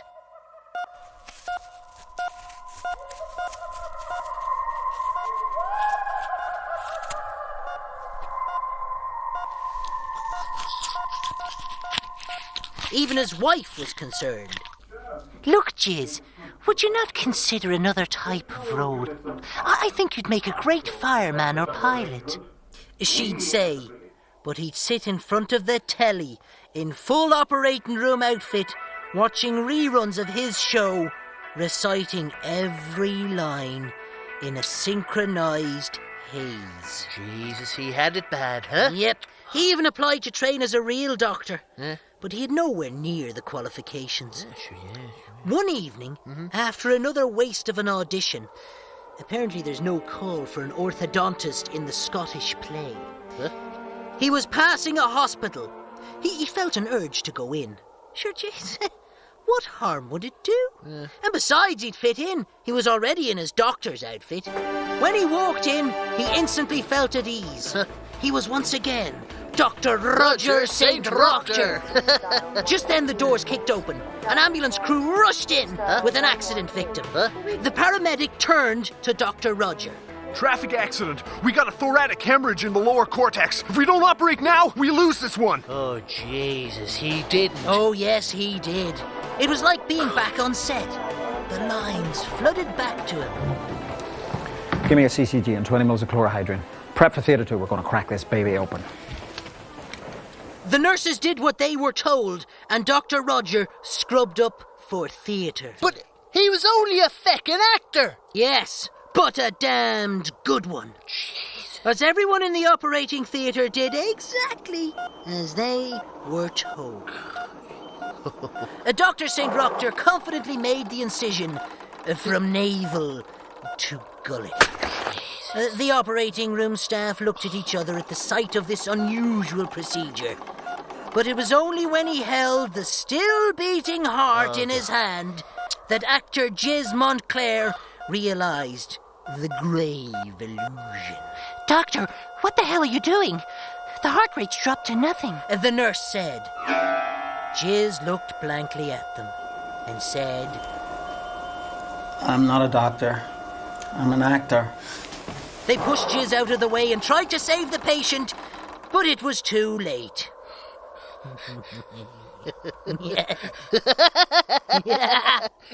Jesus, the feckin' Egypt killed someone. And Rodge, the real irony, right? Wait for it. Go on. The accident victim just happened to be his wife. Who had crashed whilst rushing to pick him up from the audition. I'll piss myself. The role of Roger St. Roger would be Jiz Montclair's final curtain call as he blew his own feckin' brains out on his way to St. Lula's home for the criminally insane. Oh, Jesus, that's shocking, huh? Come here. What was the name of that show we used to watch with the puppets? You know, it was only 10 minutes long. Yeah, Puppet Hour. Puppet Hour, yeah. That's it, yeah. There was Stringy the dog, Pipe Cleaner Stan, that's right, Horny the Toad, and Mauler the cat. Oh, God, I hated that show. Oh, I hated it as well. Puppetry's no way for a grown man to make a living.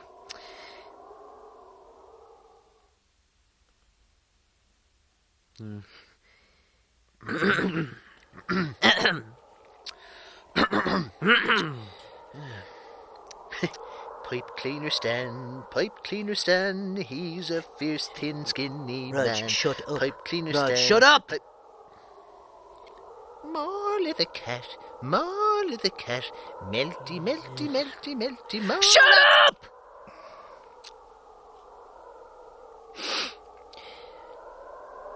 Horny the toad, horny the toad. You see this, Rodge? What's this I've got in my hands? Double barrel, that's what it is. Huh? Oh, it's a... One more song. Go on. Dare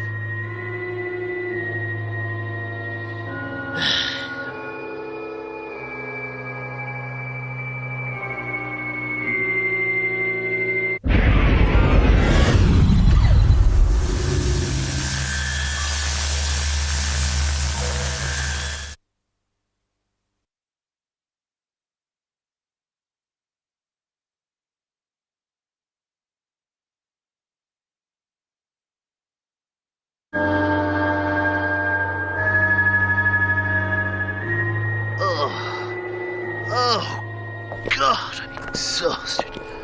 Oh, me aching hole. Oh, Jesus. Oh, my lady. Oh, God. Oh, God. Oh. Oh, how are you, bollocks? Oh, God. Tell you what, that's 14 days and nights. I've been helping Farmer Queelan with his bailing. I thought he used the school children for that. No.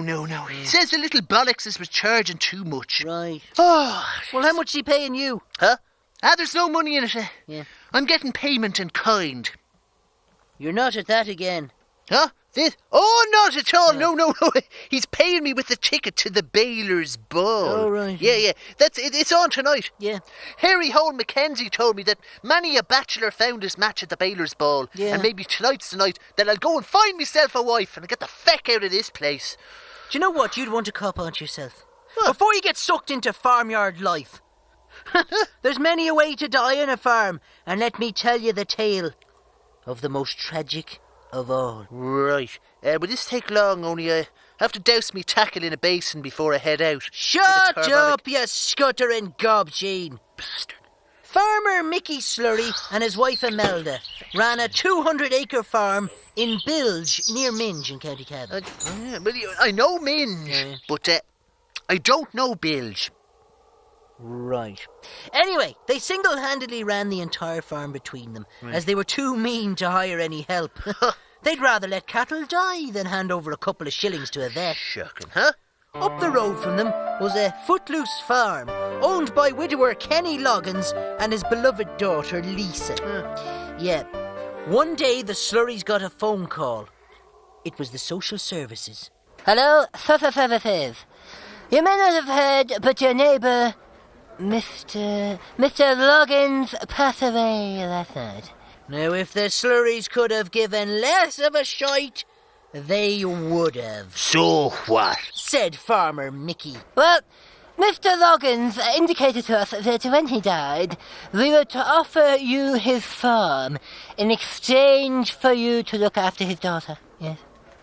The Slurries couldn't resist a bit of free land and a bit of slave labour to boot.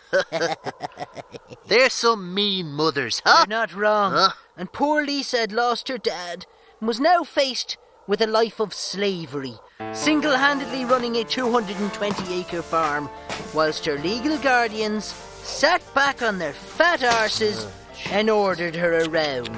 Huh? During the next few years of hard labour, they never let her socialise or have any friends.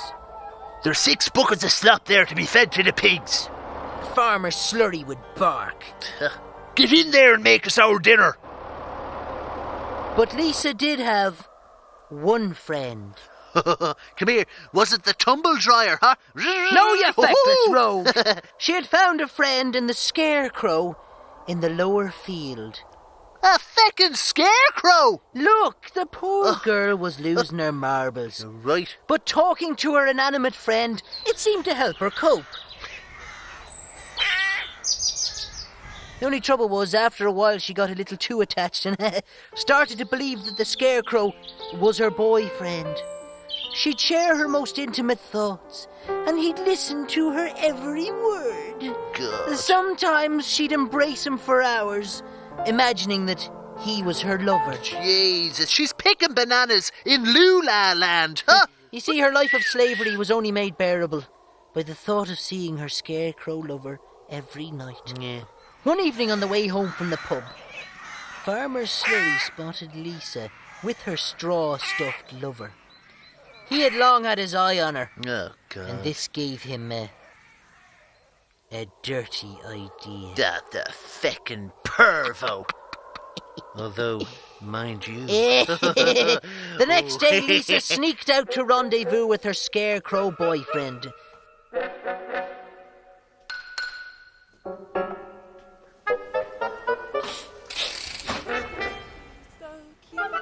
But there was something about him that evening. Well, his eyes looked real. What? Could he be coming to life? This could be her dream come true. Mad is a mad thing. She embraced him with more love than ever. And lo and behold, his stick arms responded. What? Then she felt the bulge. The bulge? The dirty fecker. The bulge of the pitchfork. Huh? That had just been rammed into the back of the scarecrow and through his front. What the feck is going on? You see, the farmer's wife Imelda had come out to find her husband and saw the foolish girl talking to the scarecrow. And she decided to put an end to such nonsense and destroy her straw boyfriend. And even she was confused when there was blood spurting out of the scarecrow's belly. Poor Lisa lost it and grabbed the pitchfork and slaughtered the farmer's wife. From behind the mask, Farmer Slurry looked on in horror. And as he bled out, the last thing he saw was Lisa plunging the pitchfork into her already broken heart. All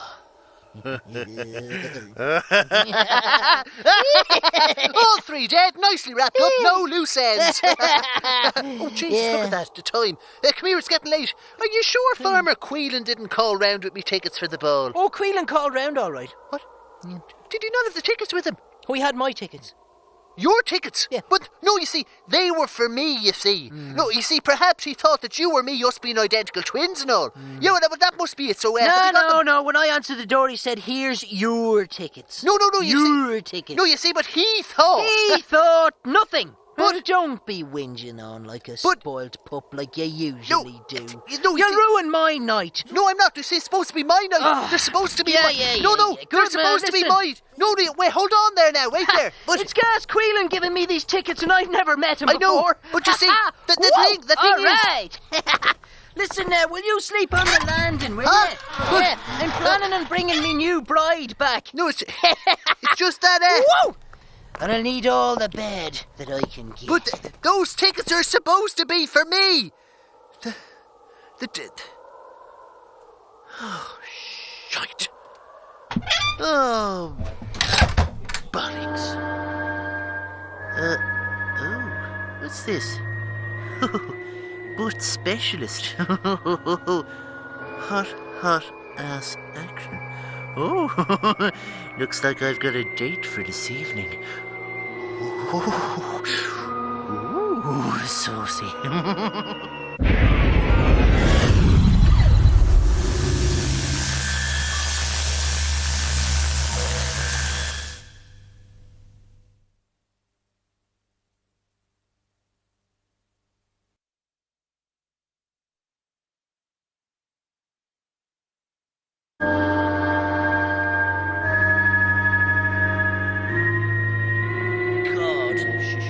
Jesus, look at his... Look, why... This is awful. Why do you watch this shite every year? Oh, look, we always watch the Flower of Era competition. You know, with the... with all the dancing and the short skirts, you never know when you might catch a spider's leg or a glimpse of pink. Ooh, you're a sad little man, you know that. Shut up. Oh, look, the Limerick flower, huh? Oh, Jesus, who let the dogs out? Flower's kind of wilted there. Go back to your kennel. Oh, jeez, that's embarrassing now. It's embarrassing, yeah. Feckin'. Hey, come here. She should have shaved. Turn that off. Huh? Turn that off. Huh? Turn it off. Feck you. And let me tell you, the most embarrassing tale that you'll ever hear. Right. Well, I was thinking... Gail Ming always sat in the same place in the office, by the window with her radio on. She had a secret that she didn't want anyone to know about. Yeah, she was a he. No. She had what the layperson calls a loose arse. She tried all kinds of diets. Low fibre, high fibre, organic, non-dairy, vegan, lesbian, but to no avail. Come here, was she browning downtown, so to speak? No. No? Just chronic, uncontrollable wind. They could strike at any second. And if that wasn't bad enough, the smell that permeated... Oh, if the military could have bottled it, it could have been used in the Battle of the Congo. So she sat by the window to waft away the odour, and the radio was to cover up any embarrassing noises. Yep. Gail was very adept at covering up her problem. All manner of sprays, charcoal filters, and daily floral arrangements helped to mask the Ming. But she was truly embarrassed about this uncontrollable problem. Yeah, you see, she should have tried the old odour eater in the cax trick. Now, it works a treat. You see, the way it does, Right. it filters out all the... Yeah, very... apparently. Well, listen, she tried everything. Even alternative medicine, from acupuncture to yoga. Sure, putting fruits of the forest on it is hardly going to help. Yoga, Rodge. Oh. Yoga. Anyway, even that didn't work. She was at the end of her tether. It was now time to get seriously medical. Gail took herself off to a proctologist to sort it out once and for all. A what? An arse doctor to you and me, Rodge. Nah. Anyway, she arrived in the surgery. The nerves were getting to her, and it wasn't long till she was top of the queue, if you know what I mean. Yeah. She went into Dr. Brown. I'm afraid I've been living with uncontrollable chronic wind. The doctor smiled and tried to comfort her. There's nothing to be ashamed of.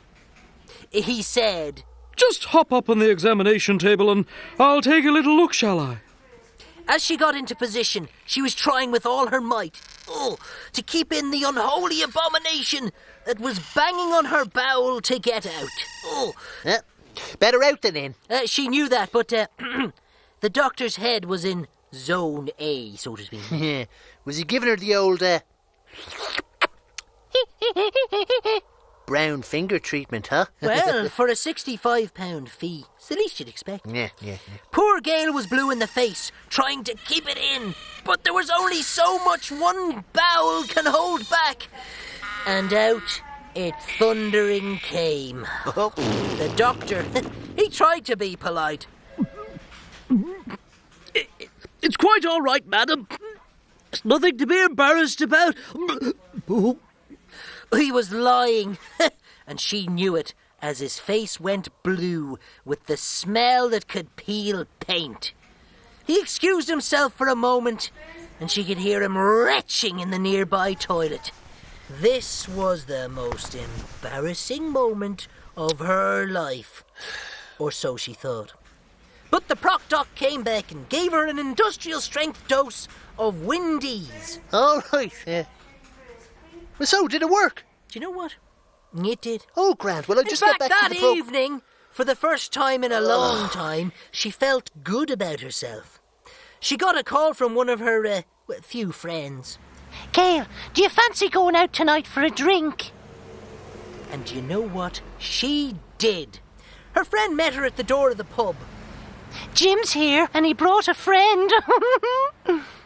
They walked in, and as they got to the bar, she heard a familiar voice say... And it was the worst smell ever. Yeah. The whole bar burst out laughing, and Gail saw who Jim's friend was. The arse doctor. Yep. She was mortified. Jesus, huh? Her nerves gave way, and she was back where she started. The bar shook with the thunderous trump. Ah, Jesus! The embarrassment of it. Whatever happened to her? Sadly, she was trampled to death by people trying to escape the stench. Trampled to death. Oh, the poor Here, thing. I'm going back to watching me program. Oh, look. Jesus. Not much better, is it? Oh, would you look at that heifer? Oh, God. You behemoth! The stage is going to cave in with the mullet head on her. Hold on. Is that not the county ring flower? Huh? Not at all, sure. My girlfriend Sadie is the county ring flower. I mean... Jesus. Sort of true what they say about the telly. What? Puts a couple of pounds on you. Yeah. But it's the pies that put a couple of ton on, you know? Yeah, she's a bit heavy. Yeah. Why they put the microphone in front of her? Is that widescreen? Huh? No, it isn't. Oh, Jesus, she's going to Oh, start to sing. no! She's singing. No, don't sing, look! Don't sing! No, oh, here. Sadie, don't Turn it off. sing! Oh! Feckin' batteries. Turn it... What's Stupid that? feckin' thing. Oh, Jesus! Oh, Lord! This... Here, get out and turn like that a off. banshee. Oh, my Oh. God! Stop singing! You silly... Oh! Will you throw the telly out the window? Throw it out!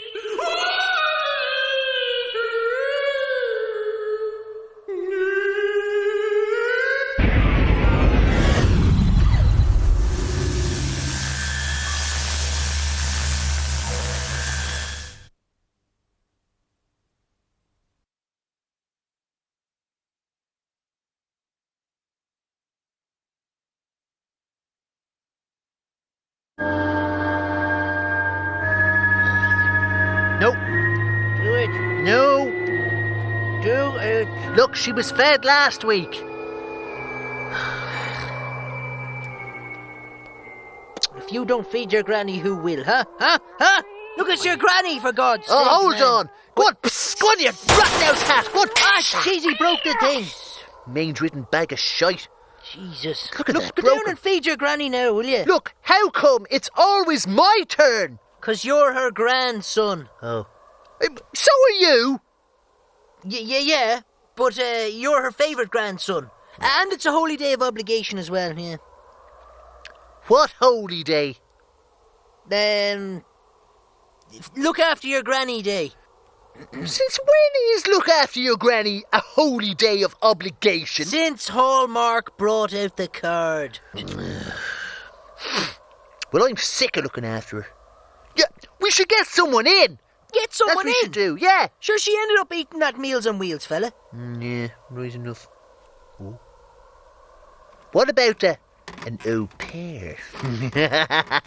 Ooh. You go right ahead and get an au pair. But you'll undoubtedly end up dead. Let me tell you about Ben Sideways and his wife, Shag Me. Shag me sideways. He's making this up. Shut up! Ah! Anyway, they were a successful couple living in the affluent suburbs of Minge County, Colorado. They had 3 kids, Luke, Lena, and Little P. Luke sideways, Lena sideways, and Little P sideways. Yeah. Right. Anyway, Little P's first day at school was coming up, and Shag Me, the mum, wanted to go back to work. Her and Ben had a family meeting about it. Now listen here, kids. Your mom has decided she wants to go back to work and restart her career. Now, are we all happy with this as a family unit? The family all nodded. Then Luke, who was only 6, spoke up. It's great that Shag Me and any modern woman should have a right to have a family and follow her own goals. And so the happy little family unit were in agreement. Then Dad told the family of his plan to hire a live-in au pair that would look after the precious little darlings. And perhaps one night Father might forget to lock the bathroom door. Here she goes. And the saucy au pair might walk in by accident. I'm terribly sorry, senor, for I did not know you were in the bath. And he would stand up, erect and proud, and she would say, "Oh, senor, you are magnificent. In my country, with something so large, you would surely be king." And he'd hand her a pumice stone and say, "Scrub this, Juanita." Shut the hell up, you feckless gimp. You'll destroy the sheets. Anyway, a week later, the Sideways au pair arrived.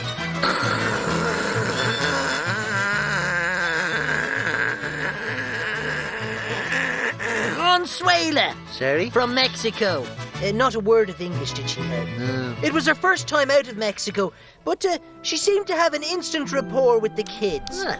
Ben was prepared to let Consuela jump in at the deep end. Consuela! Me and Shag Me, my wife, are going vamoose to el restaurant. Going to the restaurant Libidos for some Italian food. Consuela nodded her head, but hadn't a clue what he was saying. Si, senor. So for extra safety, Ben wrote the emergency services number on a post-it and stuck it by the phone. If you've any problems, call this number. And so they left the kids with their new nanny. And when they got back from the restaurant, they found that their house, with their children in it, had been burnt to the ground. What in the name of St. Clarence Clemens and the E Street Band is going on? That's what Ben and Shag Me Sideways wanted to know. There on the front lawn was Consuela. Sorry? Distraught with the mobile phone in one hand and the emergency number in the other. Huh? What in God's name happened, Consuela? Why didn't you use the number? Cried Ben. Consuela tearfully looked up at Ben and spoke her very first words of English. I so sorry, senor, but I not able find number 11 on telephone. Oh, Jesus. Oh, she couldn't find the feckin' 11 on the phone. Yeah, you see. Oh, that's shocking. Huh? 911, she thought she had to dial a 9 and an 11. Yep. Oh, Jesus. Huh? Oh, God almighty. You see, au pairs, they're only trouble. Now you, go down and feed your granny. Go down and feed your granny, you. Huh? Never forget she gave you the worst years of your life, huh? Oh, God. When will she ever go and die? It's unlikely. She'll never die, I don't think. She's in league with the Dark Lord, as you well know. Oh, all right, so. Feck. But she'd only die. Think of the money we'd save. Huh? Tins of dog food have gotten awful expensive, you know. Oh, true enough now. Did you ever try that dried variety on her? Do you remember we tried that? Oh. Blew the feckin' arse off her. Oh, right. Oh, gee. Coming, Granny! He's coming, Granny! Coming, Granny! How would you fancy some rabbit and liver and a lovely meaty jelly? Oh! That can't be right. Jesus. That can't be right. God almighty. Right. She likes the sound of that. Go down and feed her now. Where's the will crash helmet, the rubber gloves, the bleach and the pooper scooper? Over by the door, in the cupboard. Good man. Here we go. Good lad, huh? Good right, lad. so, yeah, right. Good deeds, lad.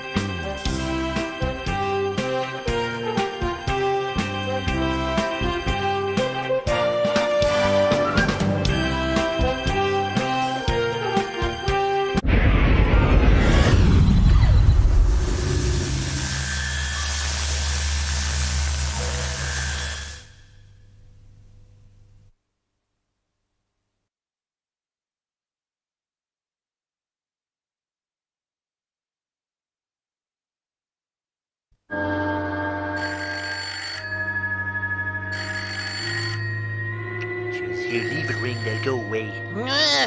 Oh, come on, then.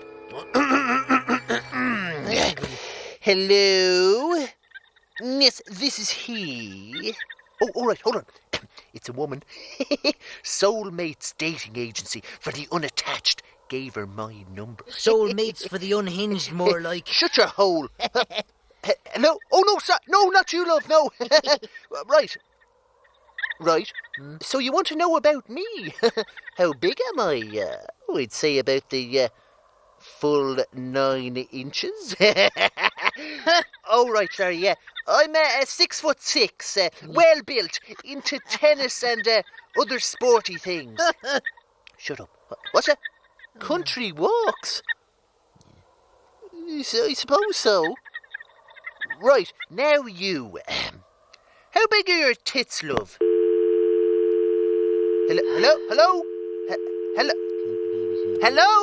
Hello? Second thing, we got cut off again. There's something wrong with this bloody phone, you know. There's nothing wrong with that phone. It's your feckin' head, that's what's wrong. Bastard. Dreaming of finding the perfect woman and having your big day out. Do you know what? More people die at weddings than any other social gathering. Did you know that, did you? Did you? No, I didn't. But I've a feeling I'm going to hear all about it. You'd better listen up, Jack Lemon. Because your life might depend on it. Phyllis Abap was on her first summer away from home, working in Italy. Oh, she was having a great time, especially since she had found the love of her life, Antonio Calzone. One night back home in Felch, County Limerick, Phyllis's mother got a phone call. Hello, Mommy, it's me. I have a bit of news. I'm coming home to get married.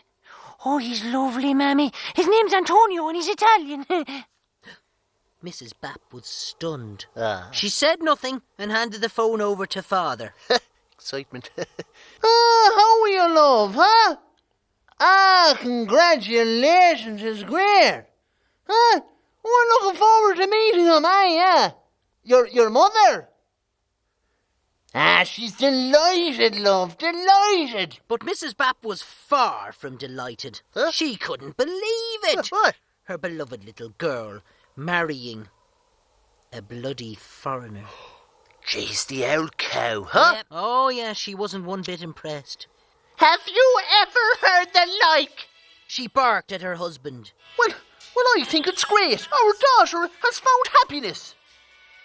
He replied, Well, it'll never feckin' last. These marriages with foreigners never do. And I blame you, Billy Bap, for giving her notions about going abroad. She was perfectly happy here in Felch. Oh! A couple of weeks had passed and the date had been set. Yeah. Billy Bap was quite enjoying making the arrangements for his daughter's big day, whereas Mrs. Bap's rage was all-consuming. Then the phone rang. Mammy, have you got me dress yet? Mrs. Bap had been putting off her only duty in the hope that her daughter might get some sense. Now, love, would you not reconsider and marry one of your own? Not some feckin' Spaniard! He's not Spanish, he's Italian. And I love him, she said. Now, will you please get me a dress? Well, what did she do? She went into town and bought the wedding dress. Ah, fair play to her so. Right. Yep, and it cost her £10. What? £10 for a wedding dress? Yep.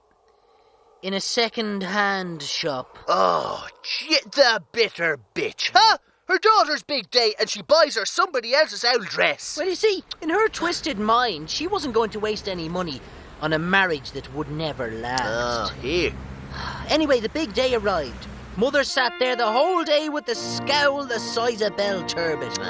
The ceremony went off well and Phyllis looked beautiful, despite the second-hand dress. Meanwhile, Billy was the consummate host to his Italian in-laws. Oh, can't you just make an effort, love? They're nice people. But Mother wasn't having any of it. At the end of the evening, there stood the happy couple. Phyllis looked a little pale, mind you. Well, it's the big day and all, and never mind the stress with that old mother. True. Phyllis leant back and threw the bouquet over her shoulder and dropped stone cold dead. Dead? What the feck was going on?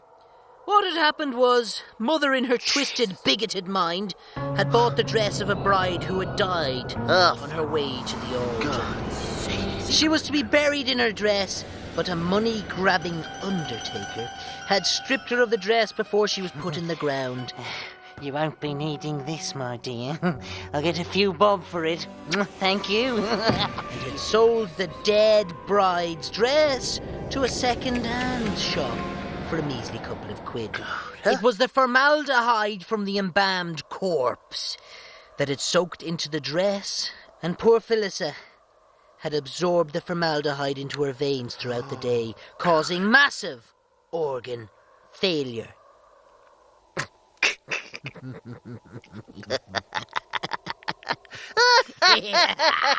Jesus, huh?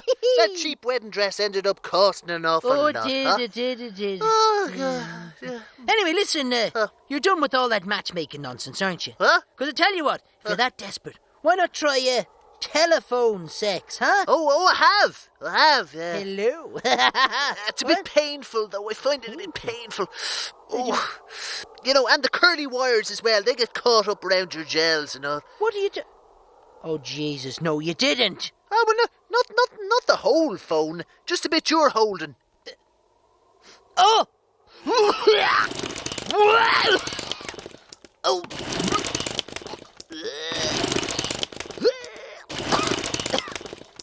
You're holding up the line there. Somebody might want to be getting through. Huh? Here, Pox, where's that cat? There's a hot meal for you. Come on. Here, cat, come on.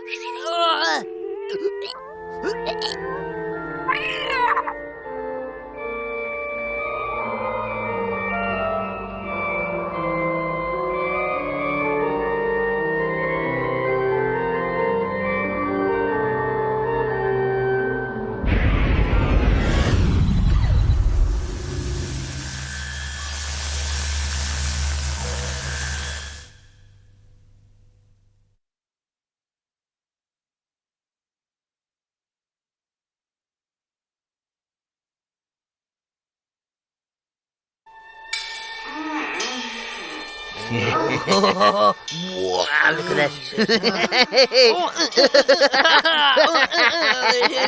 Oh, I tell you what, huh? Oh, vampire lesbos from outer space. Do you know, I'll never tire of that video. Jeez, I tell you what, it is me worn out. Those vampire lesbos could bite my steak at any time. Oh, really? What are you doing? I hope they don't hear you say that. Huh? What are you scuttering on about? Your vampires are only a myth. A myth, you say? Hear me. Then how come Dublin was crawling with the blood-sucking undead? Politicians? No! And we'd all be overrun with fanged fiends if it wasn't for Duffy, the vampire layer. Could have sworn you said Duffy, the vampire layer. I did! Now shut your hole. It might save your neck. Yeah. You see, in the early hours when Dublin sleeps, there's one person that's wide awake and on the prowl. Her name is Duffy, and she's a lean, mean vampire killing machine. She tracks them down, then stakes them out.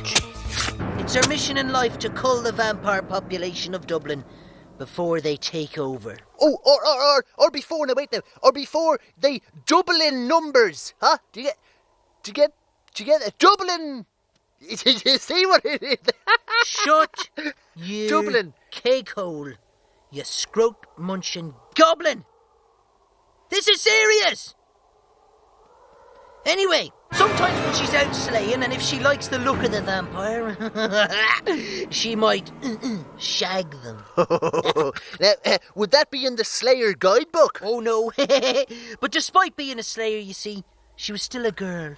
And sometimes, Rodge, girls just want to have fun. And it also served the purpose of weakening the vampire and draining him of his bloodlust.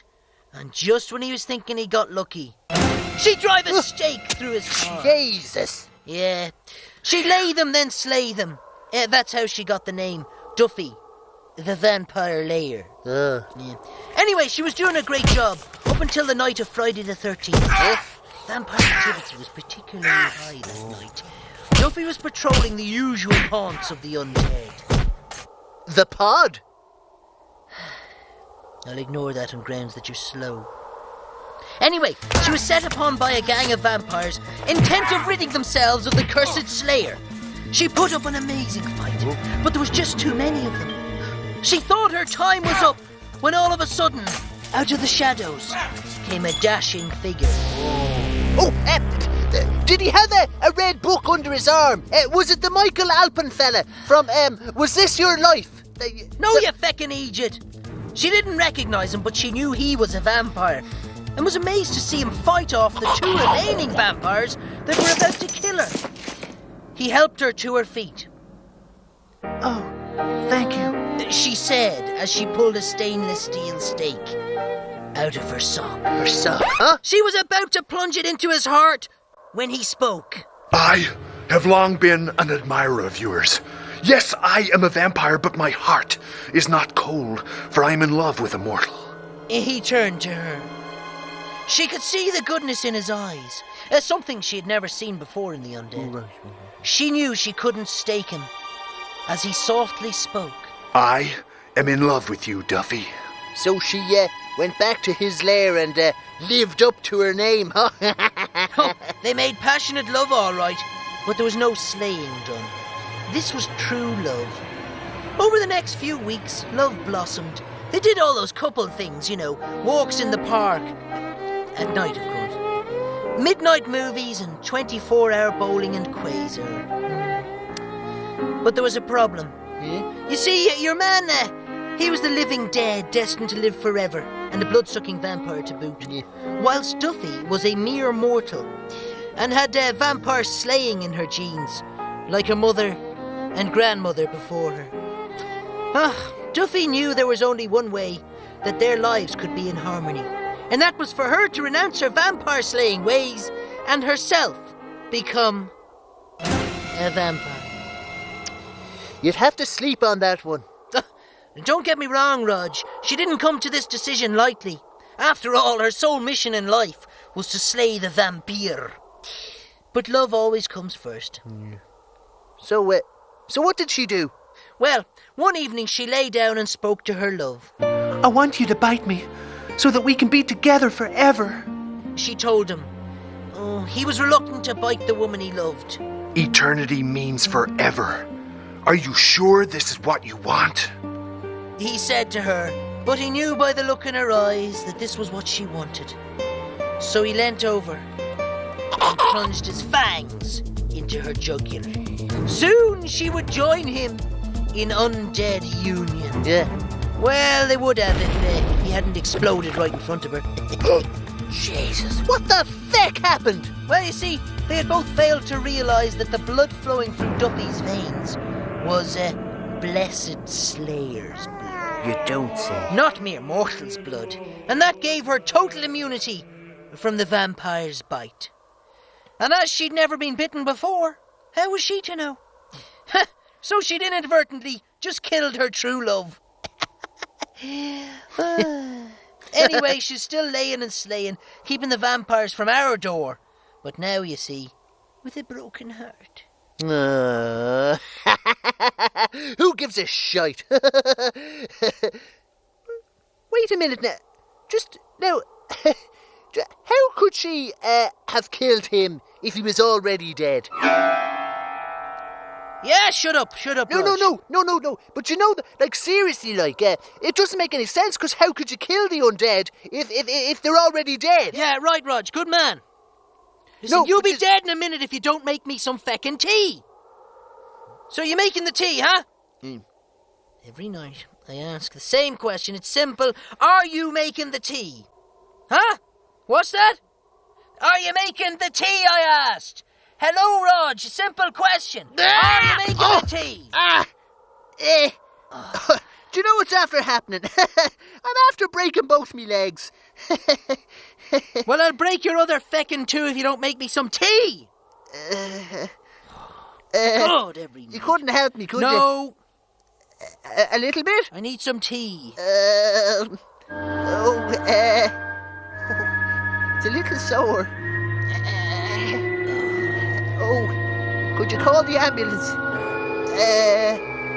Right, could you shoot me then?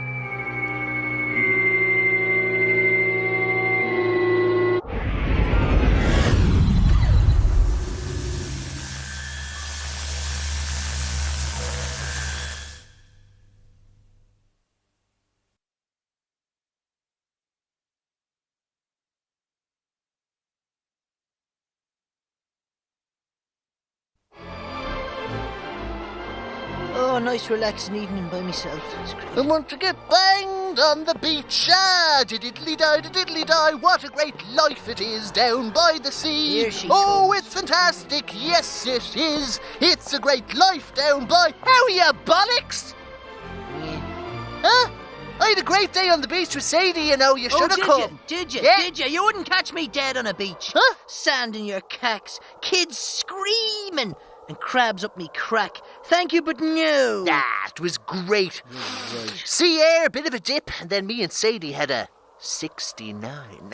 I tell you what. A what? Huh? A 99 without the flake. Oh, right. 69, very good, yeah. Oh, by the way, look, I bought you a present. Here you are. It's just here in me pocket. It's a stone that looks like a Mickey. Oh, hey, get that away from me. What? Get it away. It's a present. God knows what evil curses that object possesses. What are you scuttering on about? Have you never heard the tale of the Arda Phallus? You mean the Arda? No, this is the one they don't talk about. The one you won't see in the National Museum. Oh, really? Tell us more. Well, back in the 12th century, the monks of Clonmacnobs held a very important and potent relic. Reputed to be the knob end of the most virile saint of all time, Saint Rumpy, who was so prolific at bedding the ladies that it was rumoured he had single-handedly created entire parishes all around Europe from scratch. And then the church let him do that. Well, initially they were delighted at having all the new parishes. But when he bedded the Queen of Spain, things got awful complicated. And when the king found out what had happened, he cut his head off, so to speak. Oh. Now that's got to hurt. Yep. And after that debacle, the Pope at the time, Pope Bendy VI, he brought in the whole celibacy thing. Right. St. Rumpy changed his ways and lived a holy life, performing many good miracles until he died. After his canonization, his knob end was preserved in a golden shrine, fashioned in the shape of a phallus. It was kept in the monastery of Clonmacnogs, at the base of a special tower built in its honour. And everything was fine until all the ladies of the village became pregnant. Huh? After an investigation, it was discovered that it was the monks that had gone on an orgiastic rampage. Oh, they couldn't help themselves. One rub of the sacred phallus, and they would have to sow their wild oats. Hummers under their habits. Yeah. Jesus, I tell you what, though. The long and short of it was the monks were excommunicated and the relic hidden in the ground. That was until the early 1900s when local farmer Willie Limp was digging up potatoes in his field in Ardagh when he came upon a strange object. Oh, jeez, look at that. That's as queer a looking potato as I've ever seen. He said. Oh, now, was it a blankety-blank checkbook and pen, huh? What, huh? No, you feckin' Egypt. It was St. Rumpy's raunchy relic, or the Ardagh phallus, as it became known as. Willie brought it home and gave it a clean, and while he was rubbing it, he was overcome with a mighty sexual urge. Mrs. Limp was nearly worn out, as were most of the women in the village. Well, the women now... Well, his wife couldn't have been too happy about that. Sure, it was her idea. Huh? She could take no more.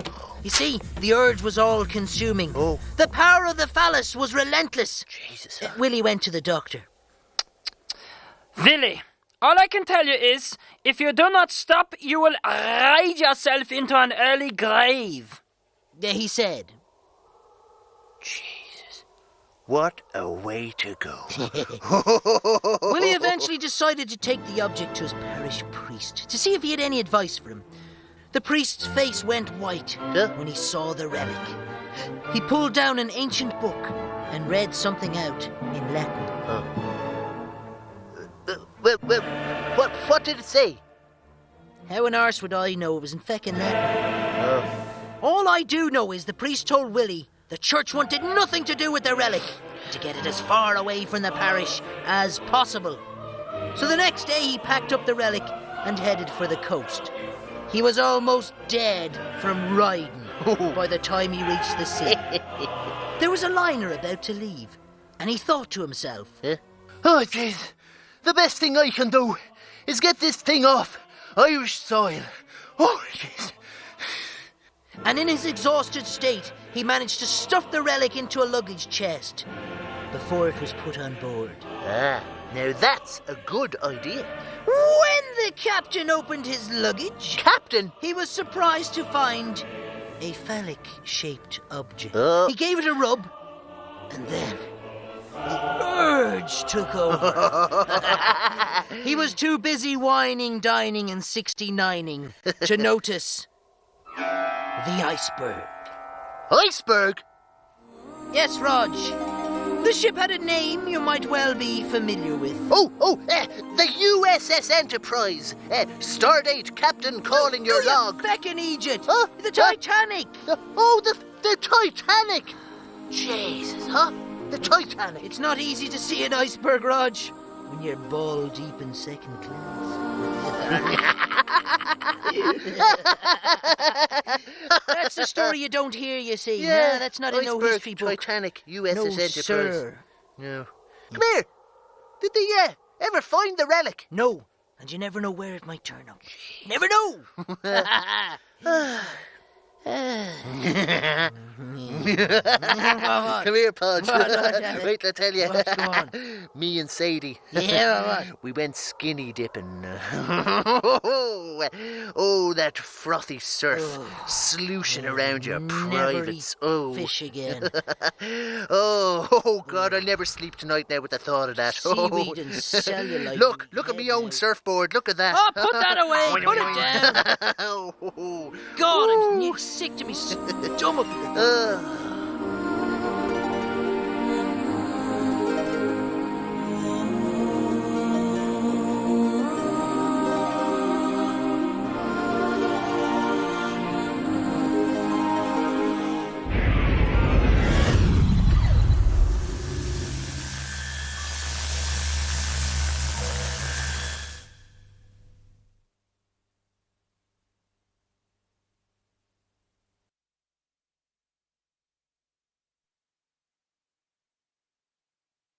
I'm football crazy, I'm football. Here she comes. I'm football crazy, and I'm football crazy. I'm football crazy, I'm football crazy, I'm football crazy, and I'm football crazy. Yahoo! Will you shut the hell up, you scuttering gobshite? Huh? You're like a feckin' broken record.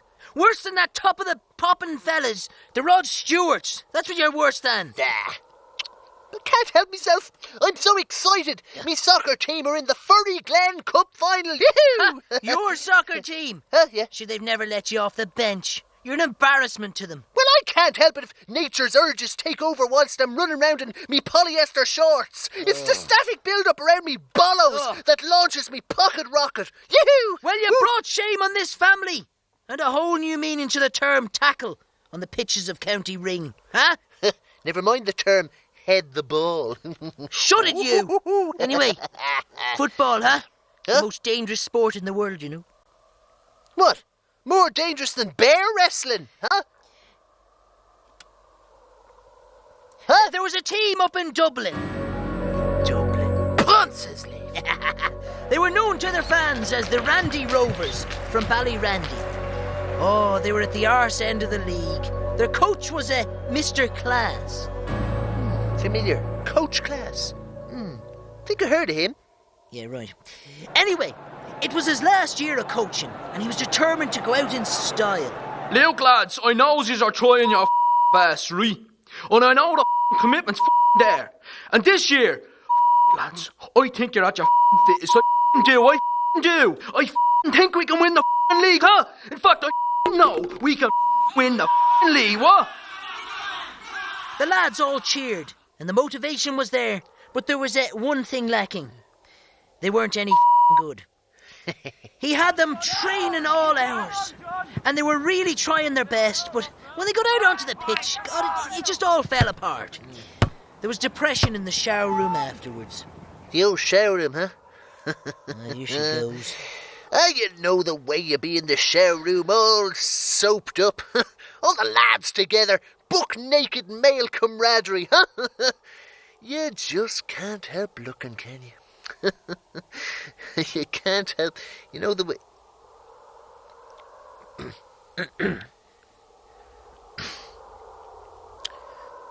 So, the team weren't doing well, so... No. Right. And the coach was getting desperate. He decided to take drastic measures to improve the team's performance. Angel dust, huh? No, you feckless rogue. Jesus. He remembered something he saw on TV. A hypnotist fella. Called Urine Smeller. Yuri for short. The bender. Huh? Yuri Smeller, the famous spoon bender. Oh, right, yeah, it was him, yeah. Anyway, for the right price, you could hire him to enhance your team's performance through the science of hypnosis. Hey. So the coach gave him a call, and the deal was struck. Huh? Yeah, it's a deal, Yuri. Well, did it work? Oh, Rodge, it was unbelievable. Yeah? The transformation. They were a changed team, fit and focused. They cruised their way all the way to the final. It was a dream come true for the coach. At half-time, they were one up against Biscuit United. They were in the dressing room. The coach was pacing around. Oh, lads, this is my dream come true. Yuri, do your hocus pocus on them. We're so close now, lads. Don't this one up on me. Don't do it, lads. Don't up on me. All they needed was one more push from Yuri, and the coach reckoned they had it in the bag. He left Yuri to do his magic. So, what, did they win? Oh, it was a tough second half. Yeah? The Biscuit Boys had gotten a second win. Yeah? And even with extra time and penalties, it ended all square. Jesus. The coach was on the edge of his seat. Yeah? As it went to a sudden death. Penalty shootout. But he knew his team had the advantage with Yuri. The first Biscuit Boy landed one in the back of the net. It was now up to Jimmy Jocks, the striker, to save the day for the Randy Rovers. He looked to Yuri for inspiration. Yuri's eyes locked on his. And then from underneath Yuri's jacket, he pulled a Biscuit United scarf, wrapped it round his neck, and snapped his fingers. No, hold on. What the feck was going on? Did he score the penno or not? No. Jimmy sat on the ball and clucked like a chicken as he tried to hatch it like an egg. He made a complete cock out of his team. What Coach Glass didn't know was that Yuri was Biscuit United's #1 supporter. Feckin' could retire in misery now. Well, he could have if he wasn't found the next morning hanging by his own Randy Rover scarf off the crossbar of the goalposts. The humiliation was just too much. Sad loser. Anyway, I don't care. Colostomy Meets United are going all the way to the Furry Glen Cup final. Yeah, great. I'm going to bring home that trophy. Do you know, Podge, it's always been my lifelong ambition to drink from the Furry Cup. Oh, yes. Right. And how many people have you told about this ambition of yours? Oh, sure, everyone in the town knows it's my ambition. I've told them all. I wonder how much it costs to change my name by deed poll. Oh, I'm football crazy, I'm football crazy, I'm football crazy. You just keep singing that there, good man. Football crazy, yes I am, and I love the football and I'm crazy. I'm all crazy about the football now. Hold on, why are you pointing that yoke at me? The safety catch isn't even on. Yeah, no.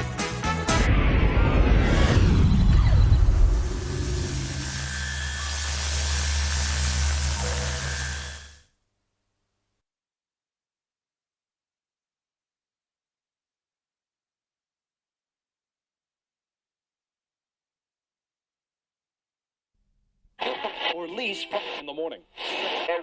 Dong Radio. Long with. That's a great old tune, that one. Great number. Great, yeah. It's great to have it back. Put up the fader there now. Oh, that was Ambrose Macaulay. Back in the charts with There's a Sofa Up Me Arse Eliza. That's right. You're tuned to BDR, home of the £35 cash call. Over to DJ Rodge now with today's national and international local news. Thanks there, DJ Podge. Get on with it. Gardaí are looking for a man who was loitering in suspicious circumstances outside the ladies' bowling club changing rooms. The guards have issued this photo fit of the man they wish to interview, described as stubby. Large-headed, googly-eyed, with spiky red hair, wearing a raincoat and believed to be naked from the waist down and emanating a sour, milky odour. Jesus, you're not at that again, are you? What are you talking about? Look at it! Oh, Jesus. Oh, shite. More on that story in a minute. Stall him, will you? God. Right, all right. Other news now. The witch burning of the widow Feely will take place at 9 o'clock instead of 7, as Mrs. Feely's hair appointment was clashing with her burning. Right. Keep it going, will you? Right, all right. Oh, and if anyone has found Jimmy Dorgan's leg, which he lost whilst swimming in Septic Lake, could they please return it to Jimmy, who's holding up the bar, no doubt, at the Slip It Inn. But right now, back with the tracks, where to play a song. Yeah, hurry up, will you? Here's the brand new 45 hot off the presses from local boys done good festering Ailin. It's a cover version of the classic Mert the Bulge Winfrey song, On the Sly.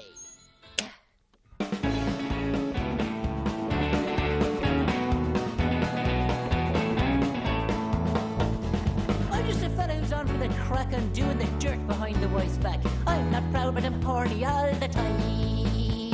When did this all start, I hear you say? Well, it happened on our wedding day. Now listen up and hear my little rhyme. It's 3 girls that I'm shagging now, but I don't think that I'm bragging now. Her bridesmaids. Oh, come on. I hear you moan. Don't ask my wife if she minds, 'cause closed doors I'm doing it behind. And I don't have to wander far from home. 'Cause I'm doing the wife's sisters, doing the wife's sisters, doing the wife's sisters on the side. Doing the wife's sisters, doing the wife's sisters, I'm doing the wife's sisters on the slide. Now, don't get me wrong, I love the missus, but I just can't resist your sister. Sometimes it's hard to keep it in your drawers. You see, I crave variety, but at least it's in the family. It gives a whole new meaning to in-laws. I've been married 5 years and all. My wife doesn't suspect a thing at all. I'm having the crack and I mean that literally. 4 in a bed just can't be beat. 3 ladies tugging at your meat, but there's never a question. I'm always home for tea. 'Cause I'm doing the wife's sisters, doing the wife's sisters, doing the wife's sisters on the slide. That's right. I'm doing the wife's sisters, doing the wife's sisters, doing the wife's sisters on the slide. Here, you're not guilty about cheating on your wife. Ah, no, sure. She's not interested in rhyme. Besides, I'm too tired after me menage a quattro. There's something I need to tell you. While you were off bragging, your missus was off shagging. What are you saying? Who the hell's she cheating with? Who? Well, let me tell you in song. I'm doing the brother's wife, doing the brother's wife, doing the brother's wife on the slide. I'm doing the brother's wife, doing the brother's wife, doing the brother's wife on the slide. I'm doing the wife's sisters, doing the brother's wife, doing the wife's sisters on the slide. Doing the brother's wife, doing the brother's wife, doing the brother's sisters on the slide.